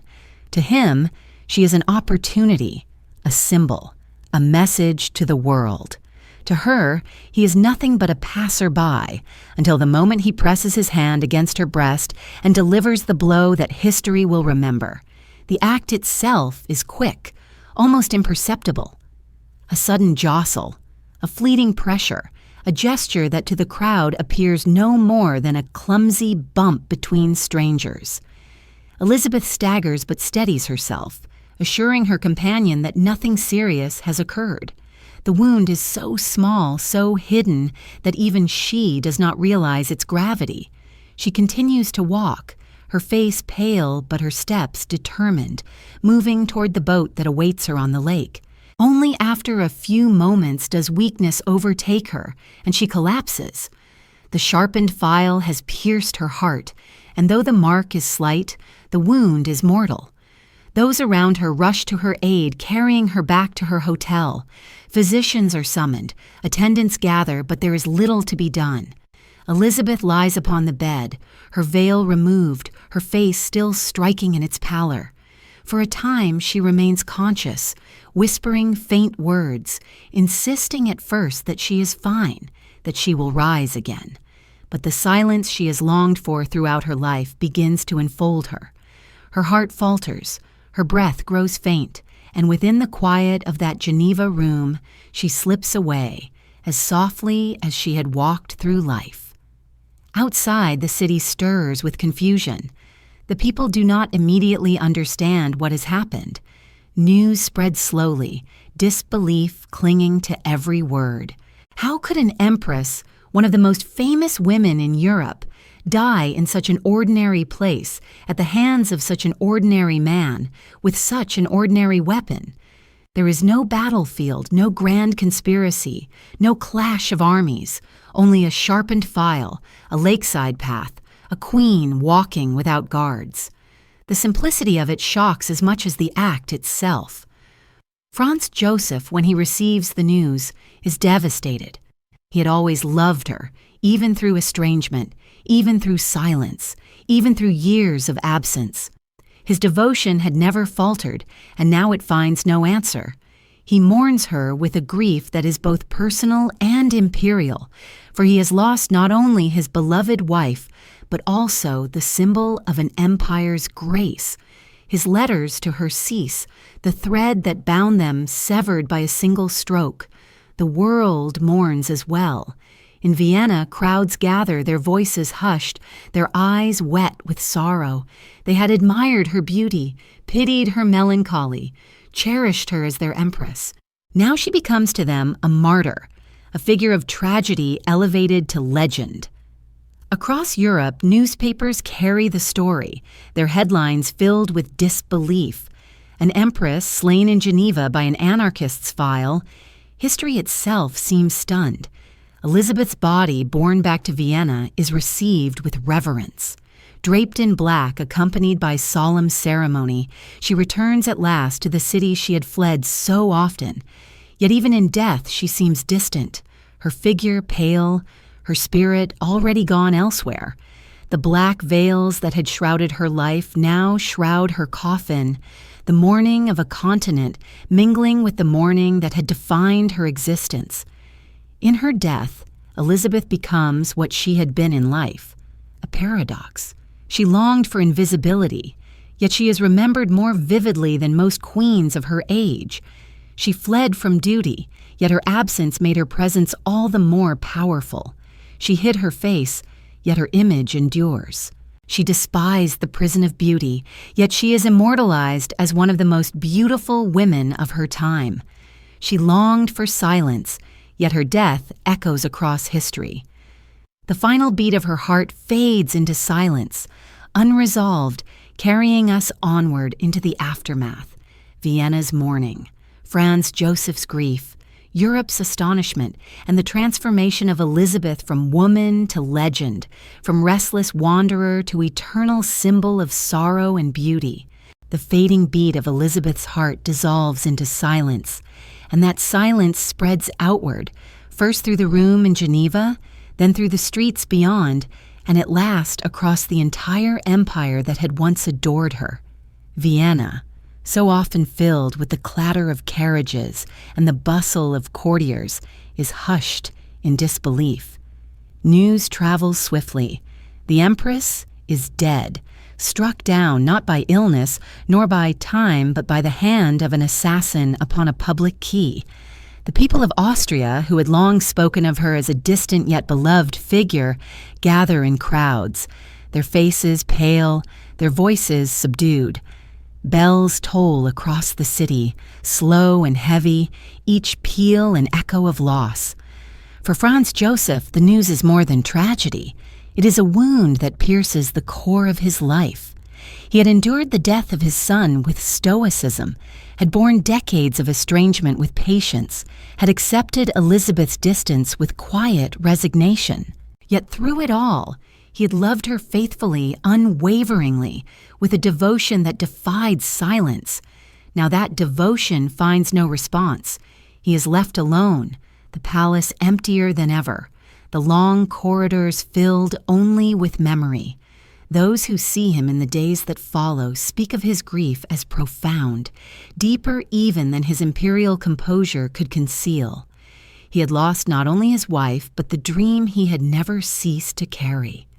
That one day, perhaps, she would return to him fully, unburdened by sorrow. With her death, that hope vanishes. The funeral procession is vast, solemn, and heavy with symbolism.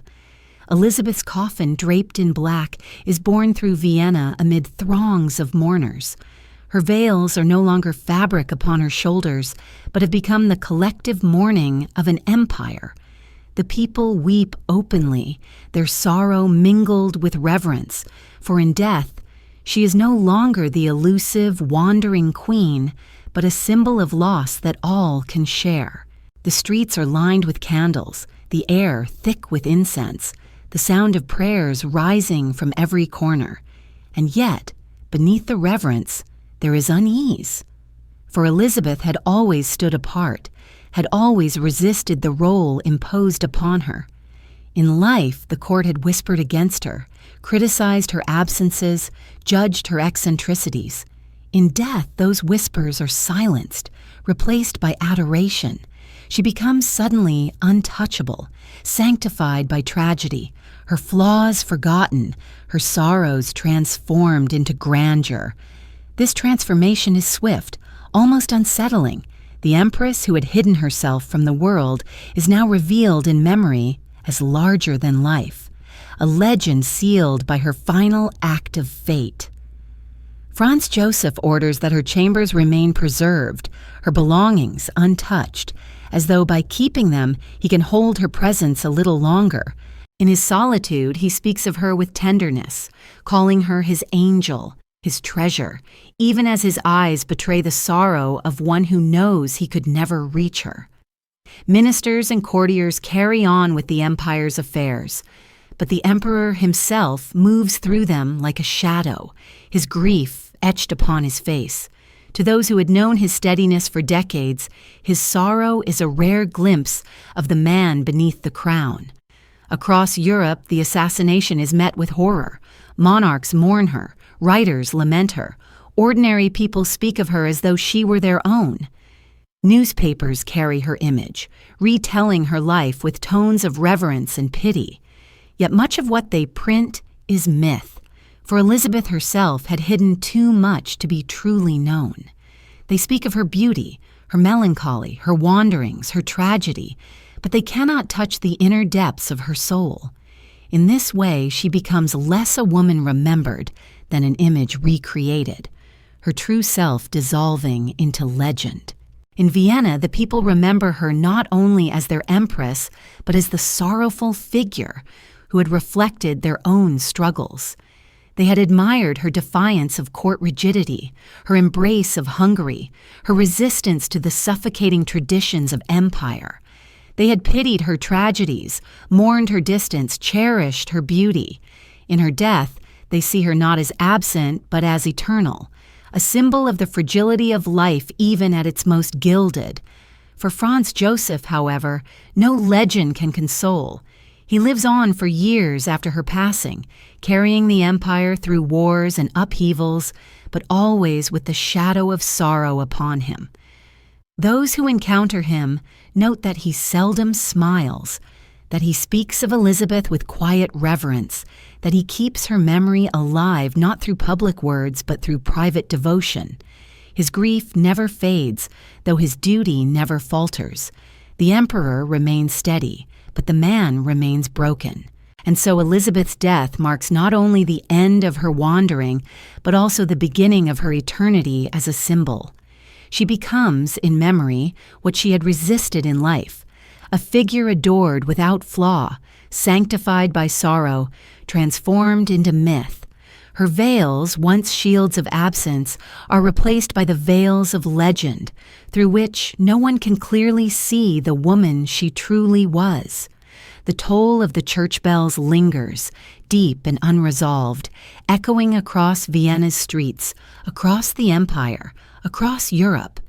They mark not only her passing, but the passage of an age, the fading of a dream, the transformation of a restless queen into a timeless figure of mourning. And from these bells, tolling into silence, we move onward into reflection, into the question of who Elizabeth truly was, rebel, prisoner, muse, or phantom, and why her life continues to haunt us still. The bells toll slowly, their deep notes rolling across rooftops and down narrow streets, each vibration fading into air yet never fully dying away. The sound lingers, heavy and unresolved, like a question that cannot be answered. And it is from this echo that reflection arises. For with Elizabeth gone, the empire and the world are left not with certainty, but with doubt. Who was she truly? Was she the rebel queen who defied a rigid court? Was she the prisoner of an empire too vast and too old to bend to her spirit? Was she muse, wanderer, mother, or phantom? The tolling of the bells asks these questions, and no voice answers with finality. Those who knew her in Vienna remembered a woman of contradictions. She was the most admired figure in the empire, yet she despised the stage upon which admiration was placed. She was the wife of a devoted emperor, yet she fled from him again and again, seeking solace in distance. She was a mother who longed for her children with tenderness, yet allowed herself to be separated from them by grief, by courtly interference, by her own restlessness. She was a queen who crowned Hungary with grace, yet withdrew from Austria with disdain. In every role she was given, she both fulfilled and defied it, a figure of paradox whose essence remained elusive. Her beauty, so celebrated, became itself a puzzle. Was it a gift, or was it a burden? To the world, she seemed almost supernatural, a figure untouched by age, a living legend of grace. Yet she herself saw beauty as a tyrant, one that demanded endless sacrifice and gave no true comfort in return. She turned her body into a temple of discipline, yet found no peace within it. She preserved her image with veils, yet longed to vanish altogether. To others, beauty was her crown. To her, it was her cage. Her melancholy, too, resists explanation. Was it born of fate, of early tragedies, of the death of her daughter Sophie, of her estrangement from Franz Joseph, of Rudolf's despair at Mayerling? Or was it woven into her from the beginning, a part of her nature, an inheritance from her Bavarian childhood, with its freedom shadowed by fragility? Those who read her poetry hear in it not only the echoes of loss, but also the voice of a soul never fully at ease in life. She writes of death not as intruder, but as companion, as though she had been walking beside it all along, waiting only for the moment it would take her hand. Even her wanderings remain a mystery. Was she fleeing Vienna, or was she chasing something beyond its walls? Did she travel to escape grief or to find freedom? She sailed seas, walked mountains, built palaces to myth, yet never seemed to arrive. She was at home in Hungary, in Greece, in Switzerland, and yet she was at home nowhere. Her life was a journey without destination, a path always leading outward, away, beyond. Perhaps this was her nature, to move, to drift, to vanish. Perhaps she was not meant for stillness. The empire itself struggled to define her. To Austria, she was often a distant figure, admired but estranged, a queen who never loved the court that crowned her. To Hungary, she was beloved, embraced as a sister, crowned as a queen who understood their spirit. To Europe, she was a mystery, a figure of beauty glimpsed only in fragments, spoken of more often in rumor than in presence. In each place, she was seen differently, yet in none was she fully seen. And so the question remains, who was Elisabeth? Perhaps no answer suffices. Perhaps she was not meant to be captured in words, not meant to be defined by role or title. Perhaps she was, as she herself wrote, a shadow, a wanderer, a soul out of place in the world. Her life resists neat conclusion, offering instead fragments, contradictions, doubts. It is these very contradictions that make her memory endure. For in her struggles, people see reflections of their own. In her beauty turned burden, they see the fragility of appearances. In her love turned silence, they see the pain of distance. In her wanderings, they see the search for meaning. In her melancholy, they see the truth that even privilege cannot protect against sorrow. Elisabeth becomes not only a figure of history, but a mirror, reflecting back the doubts of all who gaze upon her. The pages of her life turn, one by one, in the minds of those who remember her, each page filled with questions more than answers. Was she tragic heroine or selfish wanderer?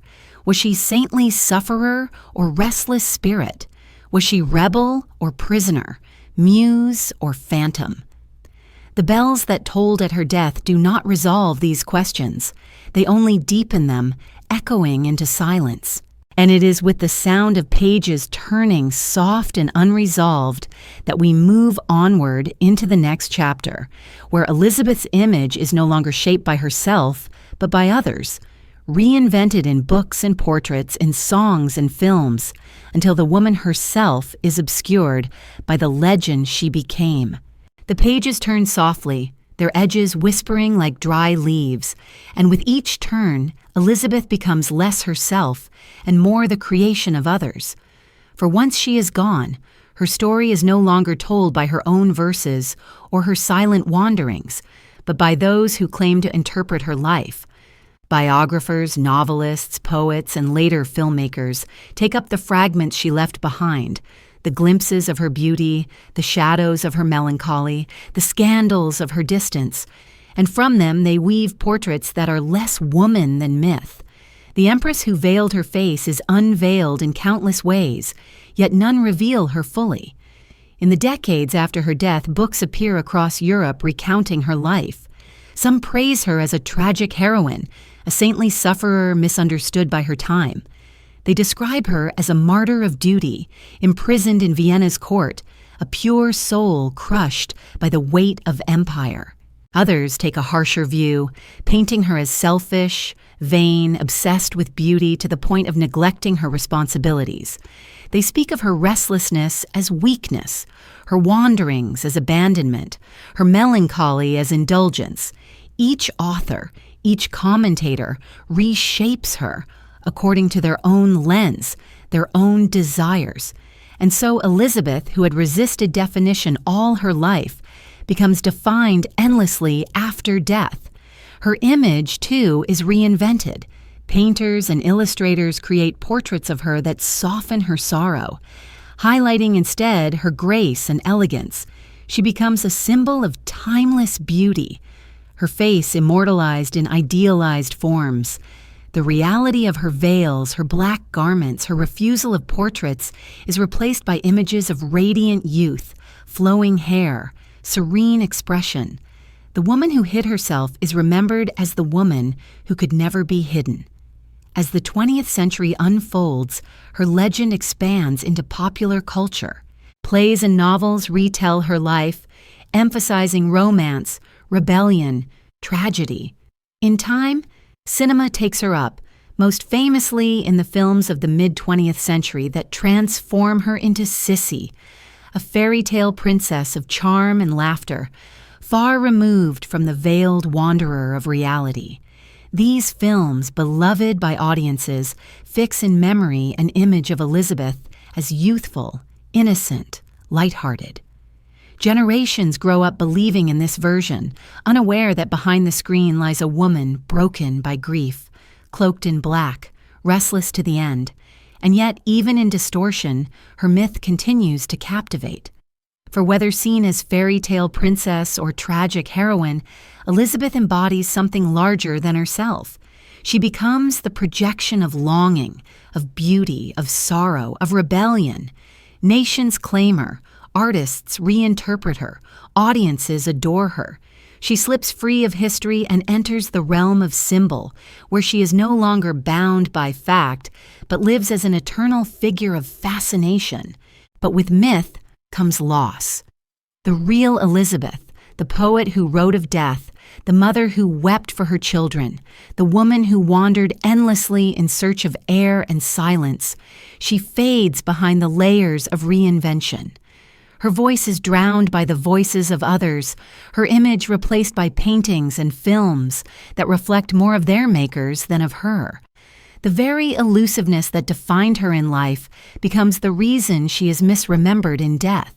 She cannot be caught, and so she is invented. Still, fragments of her true self endure. Her poetry, eventually published, reveals her melancholy with raw clarity. Her letters and the accounts of those who knew her offer glimpses of her spirit, her wit, her sensitivity. Scholars sift through these fragments, attempting to reconstruct the woman behind the myth.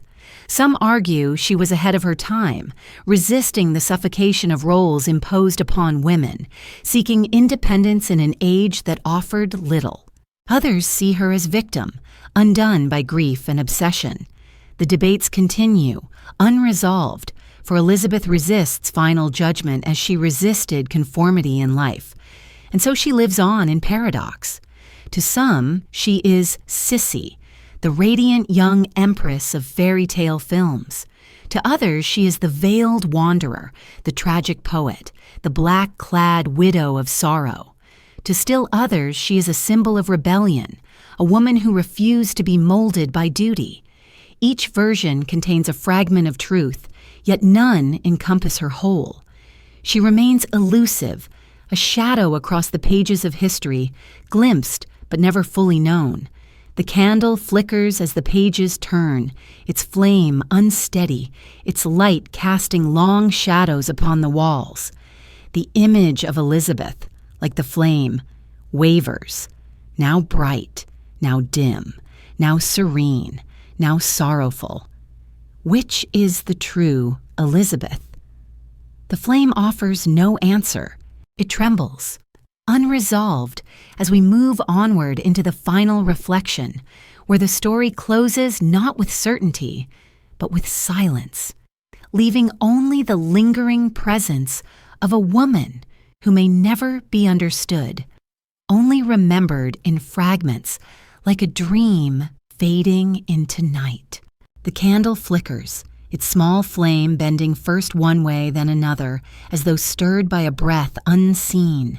Its light, fragile yet persistent, throws long shadows across the room, and within those shadows the figure of Elizabeth seems to waver, now bright, now dim, now fading into darkness. It is here, in this unsteady glow, that her story reaches its quiet conclusion. For she, who spent her life fleeing definition, resists even now the grasp of finality. The candle trembles, and in its trembling we glimpse the truth, that Elizabeth is not to be held, but only remembered, like a dream that drifts just beyond reach. Her life, stretched across 6 decades, is a tapestry woven of contradictions. She was crowned yet captive, admired yet misunderstood, a mother both tender and estranged, a wife both loved and distant, a woman both beautiful and burdened. She rebelled against the court, yet could never free herself from its chains. She sought solace in travel, yet never found a destination. She cherished beauty as a shield, yet it became her prison. She longed for death, yet wandered restlessly until it came. To speak of Elizabeth is to speak of paradox, for no single thread explains her, and no single light illuminates her. And yet in this very elusiveness she endures. For what draws us to her across time is not certainty but mystery. We do not know her fully, and perhaps we never can. But in that unknowing, we feel her presence more keenly. She becomes not merely a figure of history, but a reflection of our own doubts, our own restlessness, our own longing for freedom. She is every soul who has felt out of place in the world, every heart that has sought escape, every spirit that has wandered without arriving. Her sorrow becomes our mirror, her beauty our caution, her silence our question. The legends that surround her, fairy tale princess, tragic heroine, mourning empress, are but fragments, stories told to make sense of what defies sense. Yet even in distortion, something of her remains. The films that portray her as innocent Sisi, the books that paint her as martyr or as rebel, the songs that sing of her beauty, all keep her memory alive, even if imperfectly. And perhaps that is the only way a figure like Elizabeth can endure, not as fact, but as legend, not as certainty, but as question. Franz Joseph lived on for many years after her death, carrying the empire through storms of history, yet always with her absence at his side. In his solitude, he confessed that no one would ever know how much he had loved her, and perhaps he was right. For even those closest to her struggled to truly understand her, to penetrate the veils she wore not only upon her face, but upon her soul. She remains, to him as to us, both near and distant, both cherished and elusive. In the quiet after her passing, Europe itself changed.